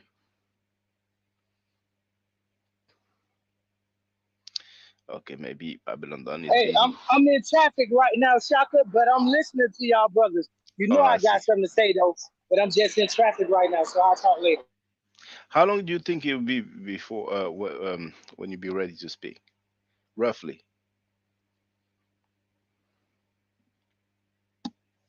Okay. Well, I just want to say first of all that I think that like the argument is silly from both sides. Now that's how I always have to come in because the question is silly. I think that the chronology is messed up. I think that the way that the description that you have of how the Egyptians came into Egypt or ever even were in Egypt indigenously, um, you know, um, as sovereign beings there and always been there. You know, these questions have never been answered, and y'all talking like, hey, like some people could come in and amalgamate the Egyptians out of existence, and then all of a sudden we supposed to be recognizing all these different races in a place that's Africa. Like, why would we call them Caucasian or use the word Caucasoid? That's that Oriental Institute jargon. And we done been through that. We done already studied that. I lived through that my whole younger age. So I'm surprised that you would still be pushing that, Shaka, as far as like using words like Caucasoid and Canaanite and stuff like that. If you look up the word Caucasoid, it's no longer in use in no dictionaries or nothing. If you look up the word race, it's not even scientifically definable. If you look up the word Canaanite, you'll find out that that's a land and a people, and they're not necessarily white. The land of Canaan was occupied by black people because Canaan, as you know him in the Bible, never really lived there. His ancestors came there and tried to take back over the land, and they were kicked out again by what you call the Egyptians, which are really Hebrews. So I stop right there. It's just a whole lot of stuff, bro. It's just too much for me to cover right now. Well, let me first thank Kinetic Energy for that $20 cash app. I appreciate that. We also have Big T in the place to be. Now, Babylon Don, I use the term Caucasoid because if I use Caucasian, people will think, okay, it has to be someone from the Caucasus Mountain. I was using the term white, but people act like they don't know what white means anymore. Um, Now you take issues at me using the term Canaanite. Why is that?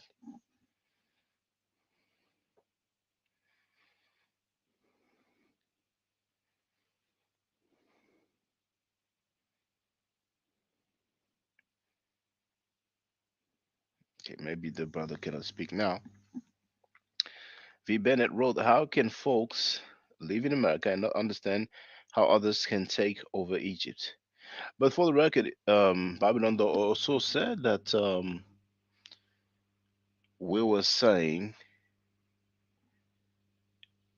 that the ancient Egyptians were amalgamated out of existence or something similar. It wasn't my claim, and I even stated that during the conversation. But there's so many things that were said during that conversation, and that's why I was recommending for people to take notes of the different points. But one of the arguments of one of those gentlemen is that in the surrounding areas, how could the ancient Egyptians be black, but the people in the surrounding areas not be black because it's from the same area or same region? But I gave the example of Mali and Morocco. They are bordering countries. But if you look at the president of Mali, or the ruler, let's say, and if you look at the ruler of Morocco, you'll see that we're not dealing with the same type of population. So this is just a talking point. And a lot of times, those people just have talking points. Kinetic energy. Oh, we have R store worth as well in the place to be. Kinetic energy is recommending a book to Babylon Done, which is called In Search of Adam by Wendt. And apparently, it's a masterpiece. Well, I didn't brothers, understand that, Shaka. Say that again about what you said about what you said. kinetic energy is recommending a book to you, and the title is In Search of Adam, and the author is Wendt, spelled Wendt. I'll look it up, bro. I really will. Hmm. But But I don't Babylon know done. how it's gonna help me when I'm talking about knowledge before Adam, when I'm talking about pre-Adamic knowledge, pre-diluvian, pre-flood, pre anything biblical. I'm all the way before Adam. So, but I have heard of that book, and I will check it out, and I have heard of the author. I think. So I'll check it out. But it's not Hmm. not not something that'll help us out right now. But why do you take issues at me using the term Canaanite? Because you're using it out of context. I just told you Canaan is a land as well as a people. And when people use it as a biblical source, you say no. So how can you use it as a geographical source? We say no. If it's not a biblical source, then it's not a geographical source. How can you name a land and there's no people to name it after or even to name it because of? It was called Canaanite, Canaan or Kenana outside of the Bible, historically. That's what I'm saying. How can you acknowledge something and say that, hey, it's called canon outside the Bible? And then when somebody calls it canon in the Bible, you say, well, the Bible is bull crap. And what I'm saying outside the Bible is real. These No, I didn't. historians are, wait, hold on. These historians are better than the people 2,000 years ago. What they perceive and what they conjure up and what they can make up and use, carbon dating, and they can use analysis and theory and, out of Africa theory and, DNA theory and phenotype theory and every other race theory you could think of, they use in order to put this whole story together. And you believe that when they use the word canon. But geographically, you couldn't tell me where canon is. Um, Chronologically, you couldn't tell me when the name canon first got used. Only thing you could do is run to a book and say, hey, I could find the word canon used, kanana, in the Egyptian. And then you couldn't prove to me that that's the exact same people. And when I say prove, I mean that prove. I don't mean show me and tell me something else. I'm saying prove it to me the same way you saying people in the Bible should prove something. There's nothing that can be proven like that. You couldn't prove to me that your name is Shaka. You couldn't even prove to me that you are Shaka Induga. You couldn't prove to me that you are black. You couldn't prove nothing to me. Only thing you can do is show me documents and show me paperwork and tell me about it, and I will have to eventually accept it with enough of your theory and enough of your words. Well, I mainly deal with facts, not theory. And I don't recall saying that the Bible is bull crap, but you mentioned carbon dating. There's no biblical writing. There's not much biblical writing that we will carbon date because it's not even that ancient. It's not even that old. Oh, we lost our brother. He might come back. Well, feel free to join us if you want to. I'm not going to stay too long, but if somebody really wants to holler and say something, then take the opportunity. You do have the link to get on the panel, but please use your webcam. I made an exception for Seku and Babylon Dawn because I already put them on the panel. But then, if there's nobody, we can call it a day. We have 35 people online. How many likes do we have? 19 likes. Okay, it's better than the average. Oh, Babylon Dawn is back. You're back, brother, but you're muted. Yes, I'm Um, with you, Shaka. But mhm. hey, I really do now, Shaka. You trying to do this now while I'm on the fly, and I'm literally look, I'm literally at the gas station. So Shaka, you can't do this right now. You can't like do me like that. I'm outside at the gas station. But I do want to tell Sekou that the face of hair that he talking about in Egypt, here it is right here. We don't have to go to Africa. We can stop right here. There we go. Yeah, yeah, but it's best to show it from on the glyphs, though. But we can talk. We don't have to See go what you deep into the did? See what you did, Shaka? You said it's best to go to a painting than to go to the original people. My family is from Egypt. I said I it's am best to go to from the there. So, glyphs. Yeah, but you understand, so Babylon done that. We're not going to tell people, okay, the ancient Egyptians will have evidence of their blackness, for example, the hieroglyphic symbol head, and then say, okay, look at my face. You understand? We cannot do that. no, we're looking at the phenotype. We're not looking at the face. We're not looking at the time. The same thing Brother Sekou was trying to tell you, brother. If I look at the picture behind you and it looks like me, you can't tell me that picture look like an Asiatic. You can't tell me that picture look like a Agreed. so-called Agreed, but Caucasian. Or, hold on, that a Canaanite. You can't tell me it look like a Puerto Rican. You can't tell me it look like anything other than an African phenotype. Now, agree. once we establish that, we can say, hey, does the brother Babylon have an African phenotype? Yes. Does the brother Sekou have an African Yeah. phenotype? I think Yes. there's a Then misunderstanding. that's what we stop at. We don't have to go through your whole rhetoric about, oh, we need to pull out a paper. No, we could pull a straight lookership That's called on this deal documentation. right here. No, not lookership, brother. We can no. I mean, this is 3,000 years old. That painting behind me is 3,000 years old. You see, so we have to stick to the records. When we're talking about antiquity. You know.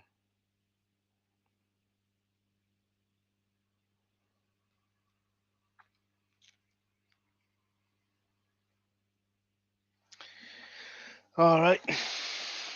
So Yeah, so I think that the phenotype chakra is extremely important. I think that yes, understanding the makeup and the skin color and all of this stuff that they call a race, like the things that the brother Sekou mentioned about the bones, the measuring of the bones. You got Shet Antigia, who actually went inside of the bones, found melanin lipsis, melanin leftover in the carbon, and determined that these people were melaninated. So we need to stop saying that, we have a DNA test or anything, because like you said, Shaka, DNA does not explain phenotype nor culture. So technically, I can be born in I can be born in Great Britain right now. I can have a son born in Great Britain. Does that make my son British? I just seen this argument. No. Does it make my son English? No.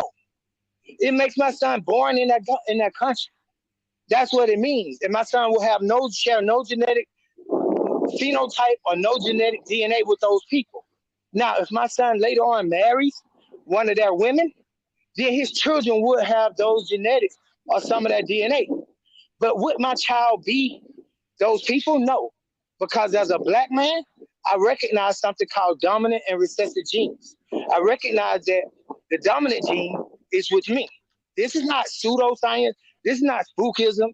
A botanist by the name of Gregor Mendel figured out that if you cross a tall P with a short P, 3 come out short, 1 tall, or 3 come out tall, 1 short. But either way, you have a dominant recessive relationship, 3-to-1. So with me or my son mixing with anybody, then that person would be me. That person wouldn't become somebody else. That person would become us because we have the dominant gene. So even in DNA studies genes, genotype. And that's another thing when they say it's a DNA test, those tests are done through mostly YAP DNA, the Y chromosome, which is a haplotype, which is 1% of the Y chromosome that they study. And they're just looking at patterns. It's not really like they studying a science or anything. They're looking at the patterns in the genes and saying, hey, this is how they look. But they'll admit that there are enigmas and different things that happen, that could epigenetics that can happen, that can make this be upset. But for the most part, they say, hey, we can measure the Y and we can tell you where the male line comes from. But this ain't even real, because we know in order to be a pharaoh, you have to marry Pharaoh's daughter. So then we matriarchal and matrilineal. So to even trace YAP DNA would not be sufficient. It doesn't even hold a whole genome. It's not the genotype. It's just the phenotype. It's just a haplotype. It's not the genotype. So things like that, Shaka, like scientifically, y'all missing this stuff. Y'all are overlooking a whole bunch of science and then running to like lookership.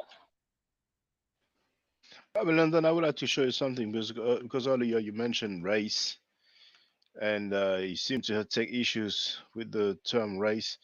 This is the United Nations website, and this is the Universal Declaration of Human Rights. I think you stated that race is no longer used nowadays. And when we look at Article 2, let's read Article 1 first. All human beings are born free and equal in dignity and rights. They are endowed with reason and conscience and should act towards one another in a spirit of brotherhood and brotherhood. And Article 2 it says everyone is entitled to all the rights and freedoms set forth in this declaration without distinction of any kind, such as race, color, sex, language, religion, political or other opinion, national or social origin, property, birth, or other status. So it clearly says race. So maybe they would need to change the Declaration of Human Rights, but so far it is a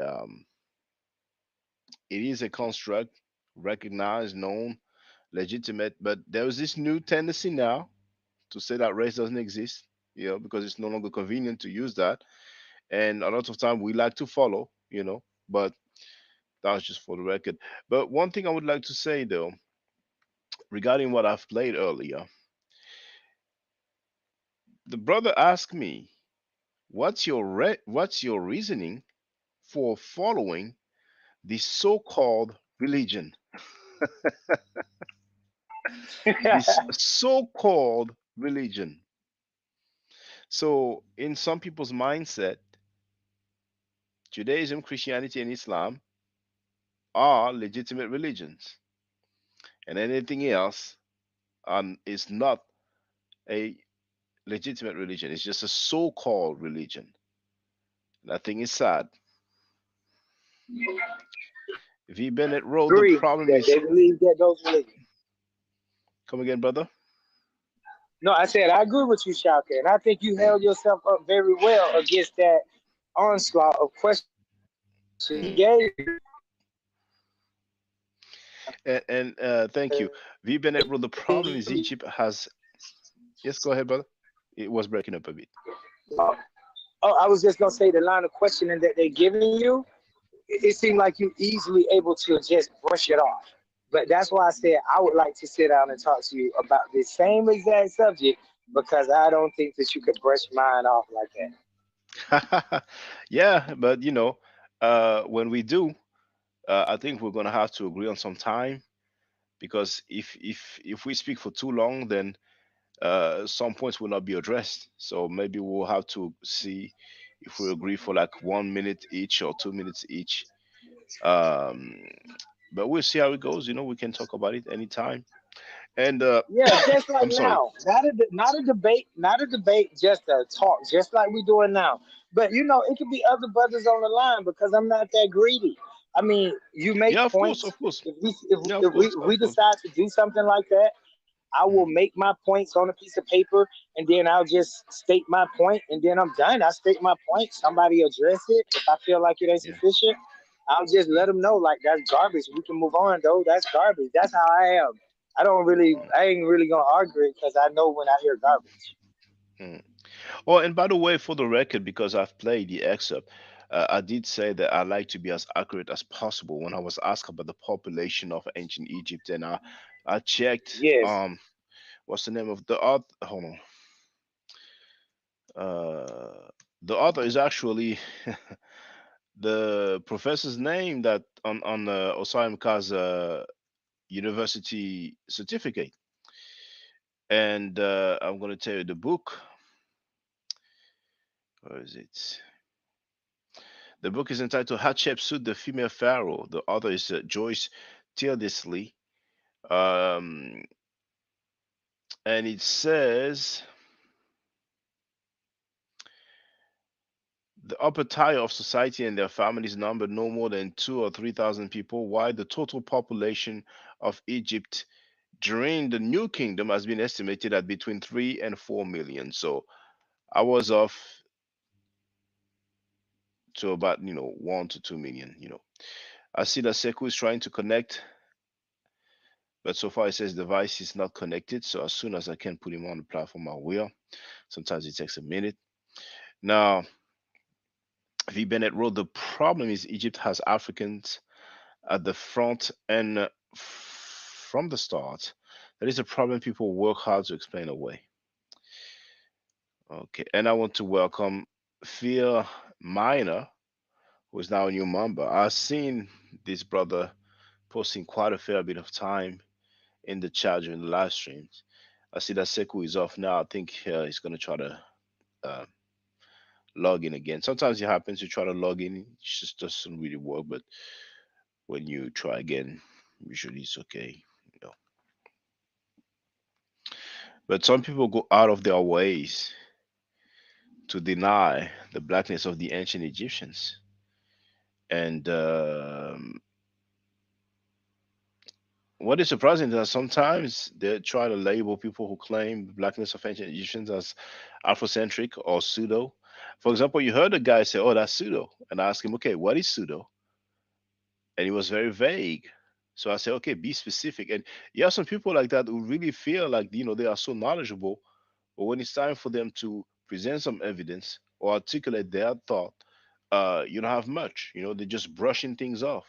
And the sad truth is that you have some people who just believe and repeat whatever European says. You know. But what really surprised me during the conversation is the brother who was refuting something that he has not even had a look at. And it's not like I asked him to read a book or buy a book or even read an article, but it's just but they have their minds made up. So then we were told about some DNA, 66% of the DNA of the modern Egyptians ties them to the ancient Egyptians. But what's the date? Where did it take those DNA samples? And what's the date of the remains from which they've taken the DNA sample? That's very important. And we'll have to wonder why they refused to give samples to Sheikh Anta Diop.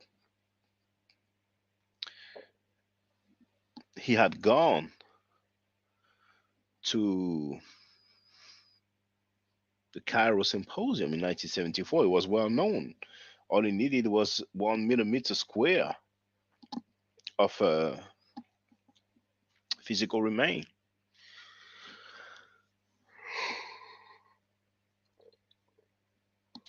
Yeah, But but indeed, it's right amazing. now, Yes, go ahead, brother. right now, today, Shaka, you'll hear brothers that'll say, yes, you'll hear brothers that'll say stuff like, melanin ain't real. It's all just carbon. Melanin is not real. That's not something that's real. Even though Sheikh Anthony Diop did the test, proved melanin, they call it melanosomes. They'll say it's not real. How is that? What? Well, Diop did a test on one mummy in uh, Museum of Man or Museum of Mankind, if you will. But he asked for samples of royal mummies, and they refused to give it to him. Cairo refused to give it to him. And Diop said that he begged. I read that before. He begged. Oh, we lost Babylon done. I don't know what's going on with the connection this evening. But you know what? It's past midnight here. And since there's nobody here, I'm gonna get some rest. But I appreciate all of you. Thank you for being there. Now, for those who don't know, once again, sometimes I make exceptions and I open the chat to everybody, but most of the time, the chat is only open to members of the channel, which means that it's not the same as being a subscriber. You have the link here to join, and it is handled by YouTube. Oh, we have Radio One. What's up, Sen? Yes. Feel free to speak, brother. Yeah, take your time, brother. Yeah. Yeah, can you hear me? Loud and clear, brother. Feel free to speak. Yes, peace, brother. How you doing? Peace. I'm chilling, my brother. I'm All chilling. right, good, good. Yeah. And you? How about yourself? Oh, I'm good. I'm good, man. Good. Yeah. Yeah, man. I've been because I know like I've been observing lately. And I know how you is on being diplomatic and having decorum, and Yes. yes. And sometimes I can get a little heated. You know. Yeah, but I'm working on that. Just like I'm gonna work on it now. You know. Mm. Um. Yeah. But yeah. Well, first of all, like brother Babylon Don, I was a little heated with him last time, but but I just disagree with a lot of what he says. Where he tries to, you know, he wants to claim Egyptians in Egypt, but he wants to at the same time make them out of Hebrew Israelites. And I'm like, no, you can't do that. But yeah, uh, but I want to stay on the subject at hand. Now, yeah, I was watching it, the video you had, and um, and I must say, man, I mean, it's these guys are. It is something seriously wrong with them, because I mean, like they really, I mean, they are really delusional and they are really out of touch with reality, because and just like you had the brother Ngozi on your show the other day, which I have my I have my conflicts with, because he's claiming he's still in credit for something that I did, concerning this user Phoenician 7. But that's another that's another debate. I mean, another topic. But yeah, and for him to say, this guy from this guy from Djibouti and Ngozi, I mean, for them to say that DNA is the authority, and DNA can't be refuted and everything else must be put aside, that is entirely wrong. That absolutely makes no sense, because they are forgetting about the fact that the words that are coming out their mouth, such as Egyptian, Ethiopian, these words have been around for over 2,000 years. And your DNA studies in your field of genetics only came around in the 1900s. Come on. I mean, you walk around here in Gozi, you walk around here calling everybody pseudo, disrespecting the people who practice the craft, disrespecting the people who want to embrace the ancient Egyptian and ancient Kemetic way of life. You disrespecting us and calling us pseudo, and you're not even realizing that you're the most pseudo of them all, because your field of study is Johnny come lately. It's a Johnny come lately, and what you're doing is wrong and dishonorable.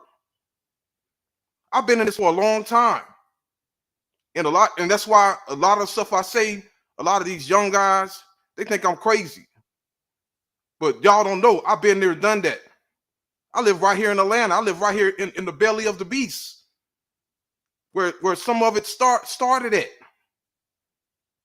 I know what's going on. And what these guys doing is dead wrong. Now for them to sit up there and say that DNA debunks everything, no. I mean, well, first of all, Shaka, you pretty much know my stance. I don't believe in DNA genetics. I really don't believe in even this modern day history. I I really don't believe that. I really don't believe in anything that's written in English. That's why I study more of ancient texts. But anything that's written in English, that's irrelevant to me. That's like secondary. And for them to try to put DNA and genetics and all these Johnny come lately field of studies as the sole authority is entirely wrong. Because I mean, yeah, it's entirely wrong. Okay, because DNA, genetics, it didn't exist back then. You know, and for you to sit up there and say that it debunks everything, I mean, come on. I mean, at least you can be fair and say that, well, this just adds on to what was already said, you know, 500 years ago, thousands of years ago, 200 years ago. No, but no, these guys want to be disrespectful and say that everything else don't matter. But what the DNA says matter. When your DNA is Johnny come lately and it just came on the scene. Makes no sense. And to make it even worse, like these haplogroup migrations, they're not even sure on those. They're still debating on who came from who. If you look on the Wikipedia site, every haplogroup, most of the haplogroups, it says possible place of origin. It says yeah, so place of origin says possible place of origin. I mean, me personally, I mean, to me, like a lot of this stuff is made up to me. I mean, this is based on opinion. Hold that thought, Radio One. Hold that thought. Sekou, feel free to add on, brother. Oh, you're muted, brother. Can I share my screen? Of course, go ahead, brother. Okay. You know, Sekou, first I thought you were quite young, but the more I heard you speak, the more it seems like you're older than I thought. And I was thinking today, maybe the brother is even my elder. You mind if I ask you how old you are? No, or you want to keep that? You want to keep I'm that 36 to 37. Oh, okay, all right. Okay. Yeah. I'm 40, so you know. All right. Okay. Can you see the screen? Yes. Oh, there you have one. But you know, Okay. one thing though, brothers and sisters, please try to have the reference, because a lot of time we show some stuff is very interesting. Now, Okay. sometimes people don't have it on the screen, and they just give us the source. But go Right. ahead, brother Sekou.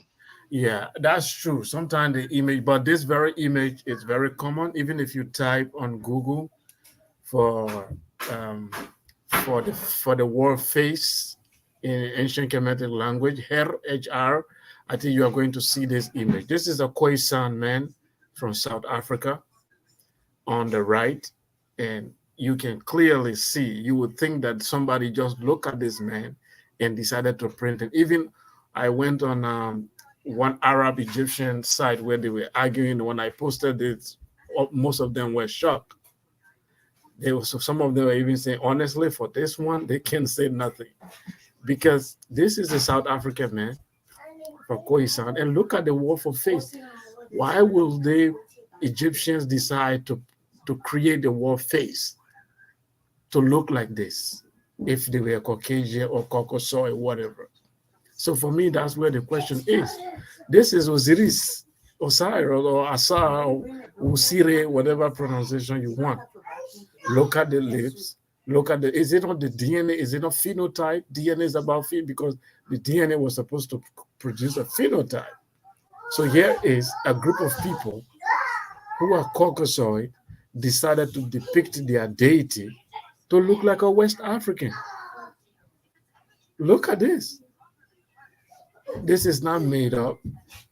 We didn't create this statue. So they were looking at their parents. They knew how to draw all these meticulous part of the body. They knew how to put all this stuff, but they couldn't fix the mouth, the nose, everything. They didn't know how to fix that. This is SETI. Everybody knows this. Whenever I look at this mummy, I'm like, wow. I mean, what part of this man is Caucasoid? Hold on. That's a mummy. So I would say let's not shoot ourselves in the foot, because the mummy is in a state of decomposition. So I would say we should be careful, yes, because if we want to argue the color, I think that most I'm people. not arguing the color. I'm arguing the phenotype. Oh well. Well, a lot Show of me, people will not agree show with me you. any European mummy that look like this.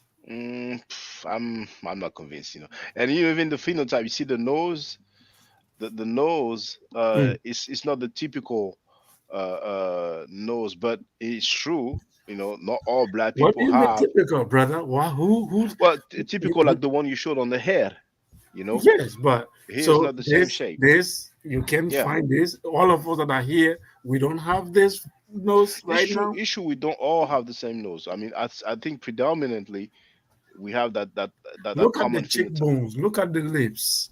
Look at No, everything. The forehead. What is? personally, I wouldn't be convinced on a mummy. No, On a mummy. for me, definitely as a layman, when I look at this, definitely, I've seen a lot of mummy from Asia. I've seen a lot of mummy, especially from Indonesia. They mummify bodies. Check them up. There is no doubt when you look at it, you are not even confused. When you see the Asian mummy, even China, when you see some of the recovery that they did, so you don't even question it. But I'm looking at something that look like me, then you are asking me to question it. Well, this one here, I mean, and actually most mummies, I think it's difficult to tell the phenotype from a mummy, because See? we're dealing with bodies in a state of decay. So, No, they're gonna chew you up on this. no, you can't chew. You Let- can't. There's no way you can chew me. If you put this up, and we didn't tell you where it came from, innocently when you saw it, what race will you categorize it in? right, mummy, that's me personally. You You see? know, I don't think we can tell a phenotype easily from a mummy. We will have to, if it's not a living person, then and we don't have any.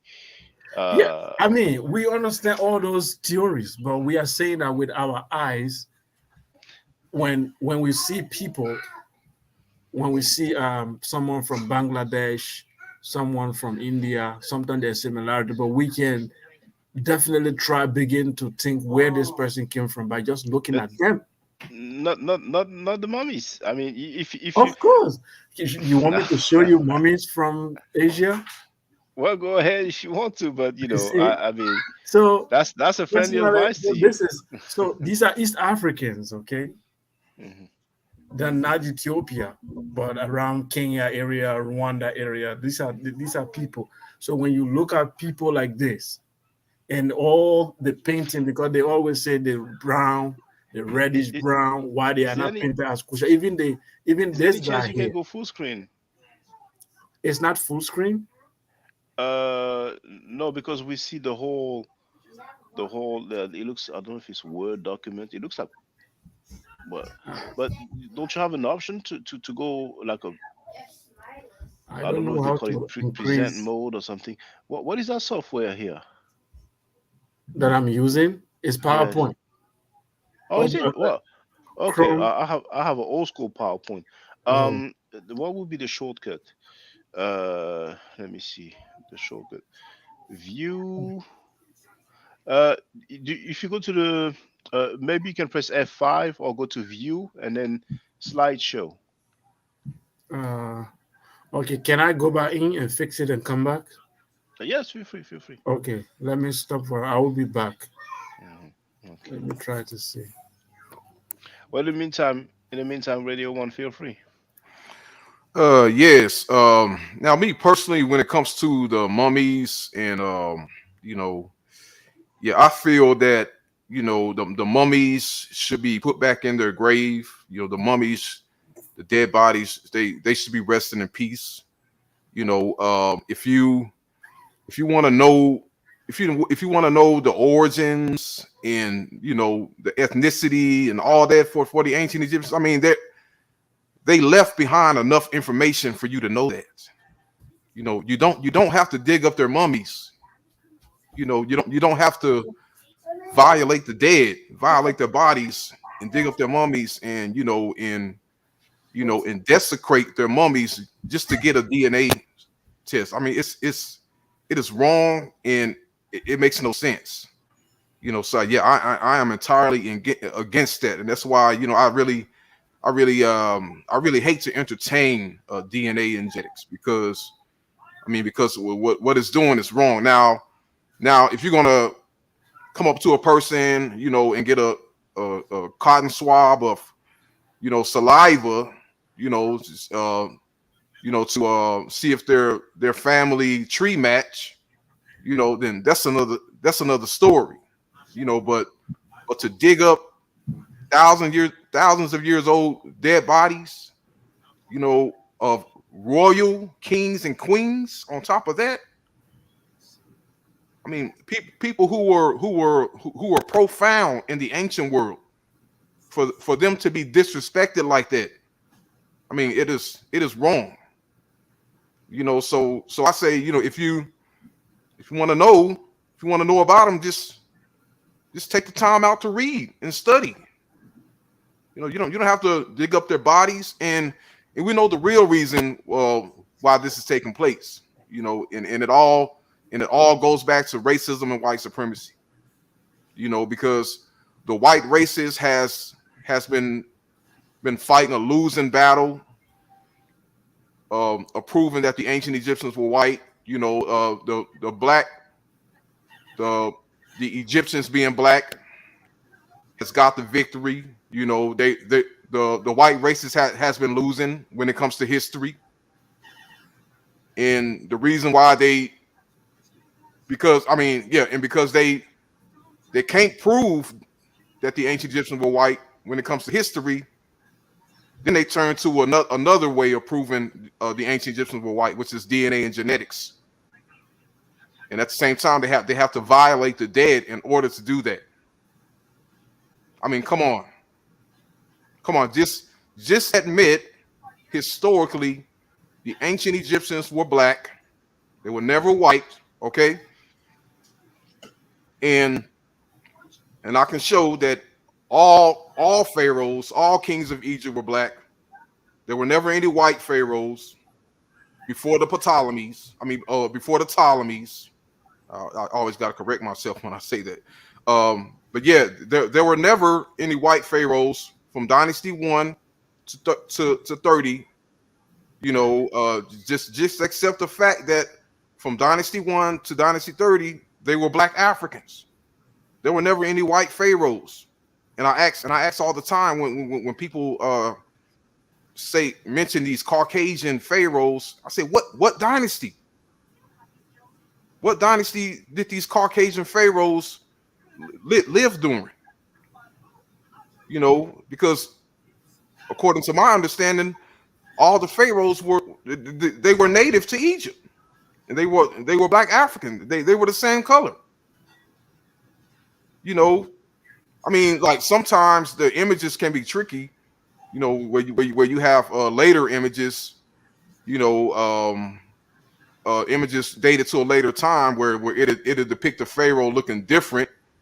But that same pharaoh, you will always find other images of him with that dark reddish brown ochre color. And that's why the Book of Gates from Seti, from the tomb of Seti, is important, because it's showing you what the Egyptians look like. And when you look on almost every tomb, you're going to see the Egyptian looking just like the Egyptian that is shown on the Book of Gates, Races of Mankind, from Seti the First, which is a dark brown, just the same as the image behind Brother Shaka. The majority of Egyptians is going to be looking like that. And as we can see, just by looking at us in that image of Amenhotep is even darker. It's even darker than me and Shaka. So if you're going to say that they were not black, then you have to say that we're not black either, because we look the same. You guys' arguments are ridiculous. And I noticed a guy said that he was from Djibouti. Djibouti is a country that is located in the Horn of Africa, which sits in between Eritrea and Somalia.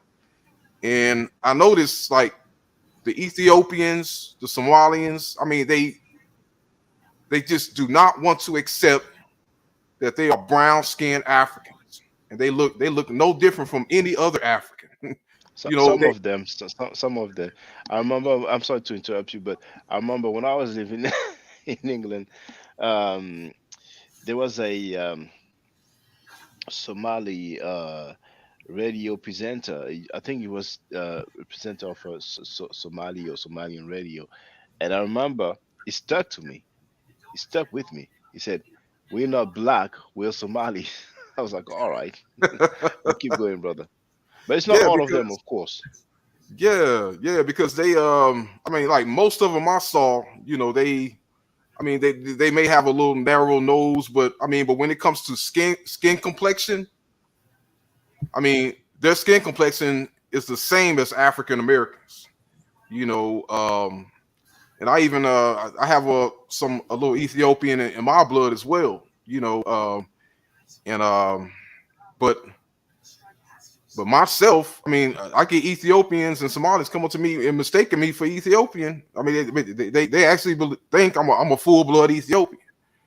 You know, and these guys, man, like yeah, I don't know what it is, but yeah, I mean, you can go if you go to their country, you know, you're going to see what you mostly see in the black neighborhoods in America today. You know, they they're not going to look any different. I mean, because I know now we know in the past that the white racists has labeled these people, you know, everything under the sun. They call them Aryans. They call the Ethiopians Aryans. You know, Caucasian, and you know, and it makes no sense. You know, like regardless of hair texture, you know, we know a lot of Ethiopians and Somalis that have that loose hair texture, but at the same time, you know, that doesn't mean that they look like someone from Ireland or from Germany, you know, or even someone from Saudi Arabia. They're black. They look different. Yeah, and like even the Southern Indians. You know, you can tell the difference between the Southern Indians and the people in the Horn of Africa. You know, the Southern Indians, they have that sleek straight hair. You know, and it's like, but and like their phenotype, you know, it looks the same as you know, as anyone else from Asia. You know, but the people in Egypt and Southern Egypt, such as the Beja, you know, the Ethiopians, the Somalian, you know, like many of them, they rarely have that straight hair.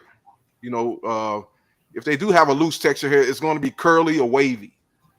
You know, and but their phenotype, they look no different from any other East Africans. They look the same. You know, and they have that and they have that you know that what yeah they have that difference of hair texture, you know, amongst their people. You know, they have, yeah, like some have woolly hair, some have curly hair, but they rarely have straight hair like the Indians. But yeah, I mean, yeah, I mean, Hold we on, got thought, please. someone Yes, new. yes, thank you. Now, V Bennett, feel free to speak, brother. Yeah, can you hear me, Shaka? Loud and clear, brother. A Okay, bit of okay. wind, Yeah, but we can still hear you. okay, yeah, I'm just at work, but I was following the discussion. And greetings to you, brother Radio One, and also Peace, brother, peace. yeah, peace to you, and also Babylon Don and the brother. I don't know your name, the one who just joined in, but I wanted to just chime in on that thing that you mentioned about the human rights and the use of the word racism. It's a lot of people. I have a little bit of background into that, so and it's also useful for our people to really get in tune with that because a lot of times you will hear misconceptions because obviously UN doctrine is lots. It's a lot of shit people have to read to really dig into it. But the UN, they state that although they use the word race, they don't believe in the concept of race. is essentially what they're doing is they use the word race to combat racism, which they do believe in. You see what I mean? So it gets complicated for a lot of times for people. So in the context of race, how they use it, it's simply just to combat it, to say that racism does exist. They know it exists. That doesn't mean race necessarily exists as they've been teaching people the whole time. You know, most of the world goes on the idea that race is concrete, right? But today there will be some changes in that. We find out new things every day that, okay, now we're not all exactly one group, we're a mixture of groups or anything, admixture, all these things. Well, uh 50, 60, 100 years ago, people were literally saying, no, black is a race, white is a race, or Caucasoid race, or many different terms. But the UN doesn't use terms like that, really. And when they use the term even black or white, these are terms that, as far as the UN is concerned, you can call yourself anything you want. You have that right. And no one else can tell you that you're not what you call yourself. However, when it comes to someone else labeling you, that's where it gets tricky. So that's all I wanted to chime in on. I'm gonna send you a couple of UN documents to talk about race and how they use the term. But continue, brothers. I appreciate y'all, man. Enjoying the convo. Thank you, brother. Yes, Now, peace. Sekou, did you get it sorted? Yeah, so why is it not allow me to share slides? It said you don't allow more than 2 slides or something. If I want to share slide, it doesn't allow me. It say the host, there's something you did. I don't know. Well, I didn't do anything. Okay, let me Okay, try to share the yeah. slides again and see, Okay, because it didn't allow me. It said you don't.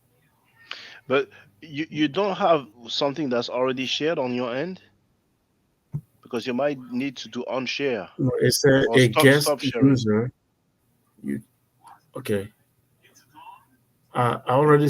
I'm still. I'm not sharing. Am I? Uh, I've well, stopped sharing. okay, so try it again. With okay. Let me share slides. Hmm. Computer.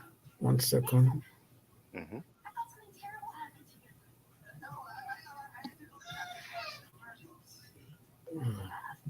Okay. No, it said the user can only upload up to 2 slides. I don't know what that. So let me do the way I did it before and share through the Google, the Chrome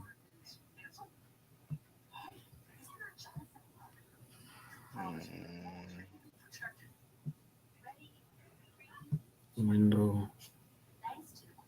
You yeah, you need to share.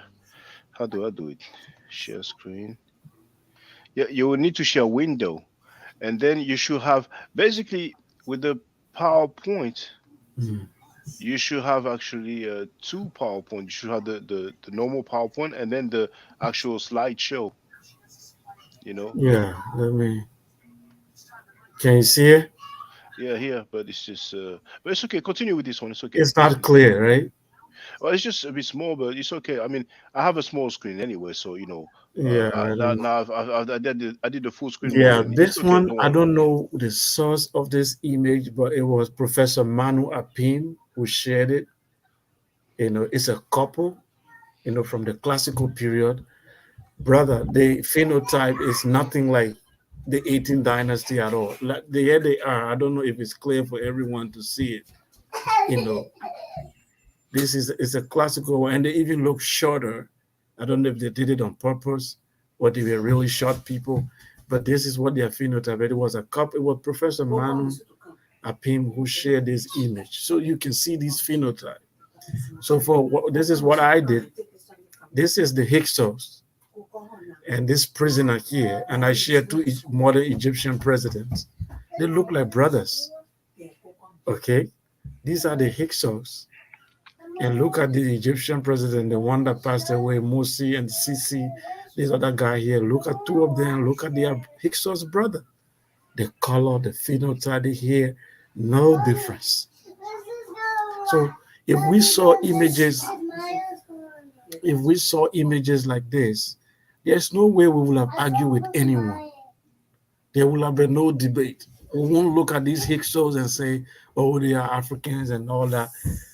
These statues are clearly, and there is nowhere you find in antiquity or in any of the burial site where the Egyptians portray themselves as these Hyksos or Asiatics. Never. They didn't even make a mistake to do that. That's all I wanted to just show. I think that's all. And I have this here, if you can see it. So I put Zai Hawass. I put his face up here. A Somali girl. Then I put Tutankhamun in the middle. Then I ask anybody, just look at these three people and say who and who is related. This is Zai Hawass. He's representing modern Egyptian. Look at the Somali, look at the Tutankhamun face, and tell me if these people are related. Clearly, Zai Hawa looked like the alien on the photo. He looks like the alien right there. The Somali girl and the Tutankhamun look like brothers and sisters. You see? So these things, we see them, and you are telling us what we are looking at, that's not what we are seeing. For me, that's disingenuous. Because if I see Chinese statue, I don't even make a mistake and say this might be African, no. But if I see something that look African, like if I see the Olmec head in Southern America, yeah, I know it's not found in Africa, but when I see it, I feel this looks like my people. And you cannot judge me for that. That's what I see. You see? So that's it. I will stop sharing. Well, thank you very much. Now, on my end, it is quarter to 1 a.m. So I'm going to have to get some sleep because I'm working tomorrow morning. But thank you for coming. Thank you for your contribution. Hopefully, one of these days, either the brothers that I have spoken to or some other people who share their views will come so we can discuss. It's fine if people don't agree. We can share our arguments. That will help us sharpen our swords or sharpen our skills. People say steel sharpens steel. It's always good to know what the opposition think. And when I say opposition, I really mean people who have opposing views. So thank you very much, brothers. Yeah, I'm Shaka. gonna Yeah, yes, go yeah, ahead, yeah, brother. yeah. Yeah, I just want to close out saying, brother, be careful, brother. Yeah, because you're surrounded by a lot of, a lot of a lot of, should I say, pseudos, a lot of brothers who have difference of opinion. They don't, can't agree, can't come together and agree on one thing, and I notice, that's why I don't associate with some of these guys from the Armor Rock Squad, and the Team Osiris, because they've been, they've been teaching a lot of false information lately, and I'm just telling you, man, to be careful, man, because these guys, man, that they all associate with each other, and they have been, trying desperately, to take our people out of the picture of being Egyptians or having anything to do with Nile Valley civilization. That's what I've been observing. So, that's to say, be careful around these guys. That's why when these guys show up, man, I just leave because I'm just so disgusted by them. And I heard Asar Imhotep and Ngozi, on Sarnetta, teaching a lot of false history, saying that the Ethiopians didn't exist, but then they turn around and say, well, they did exist, but they were the Sudanese, and they just spill all type of false information, and I just want to say, man, be careful around these guys, man, because you see, yeah, and also I seen what happened with Garfield, yeah, yeah. So we all, pretty much seen that coming, and you called it out. You called it out. We gotta give you credit for that, But yeah, man, I mean, yeah, be careful around these guys, man, because they're I mean, they're I mean, the, their way of looking at things is very strange and odd, man. It's like, they don't believe in, certain history that, that came before all this. Like, it's like they don't believe in certain things, but at the same time they want to entertain it, and when they entertain it, they lie about it. So but yeah, brother. Yeah, I'm not gonna be too long with it, but yeah, but just be careful, brother. Yeah, I just want to say, stand up to these guys when they speak lies, when they speak wrong. Call it out, speak out. Let's save history, man. Let's save the truth. And yeah, but brother Shaka, man, just be careful, brother. You're on a good path. So yeah, brother, just be careful around these guys, man. But yeah, brother, peace out. I'm out, brother. Thank you, brother Radio One. Peace, brother. So, brothers and sisters, um, if you haven't seen the video introduction to Kemet, well, actually, the title now is Kemet and Ma'at. You have the link in the description of this video. I really recommend that you watch it. It's only 45 minutes long.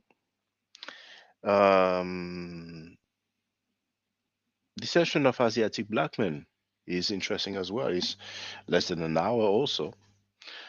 Stay safe, stay healthy, and if I'm allowed to by the nature, I will definitely holler back at you. I don't argue, I state facts. If you are not part of the solution, you are part of the problem. Dua itu dua Nicheru. Hotep.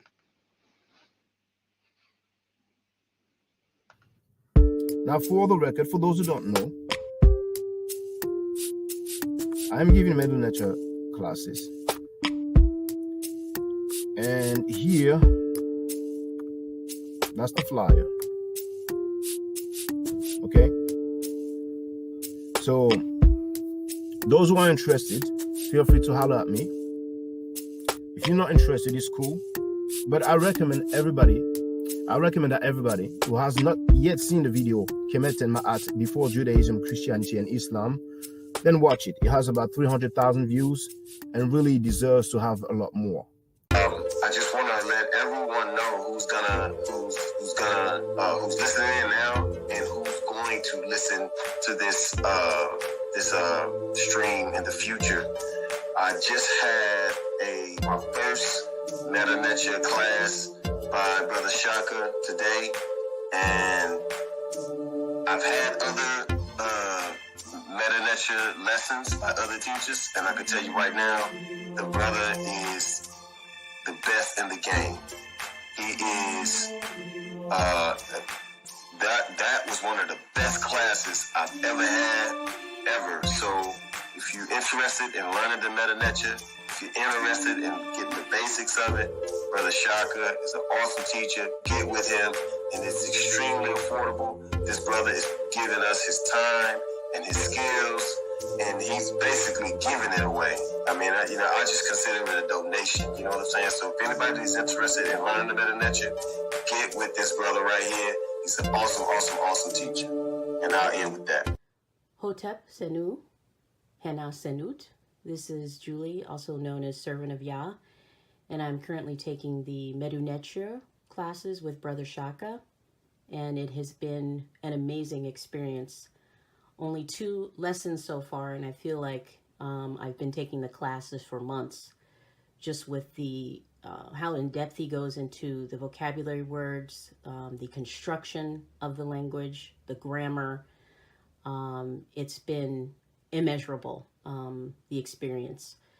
And one thing that comes across, hands down, is his extreme passion for teaching this to anyone who is willing to learn and has an interest in learning.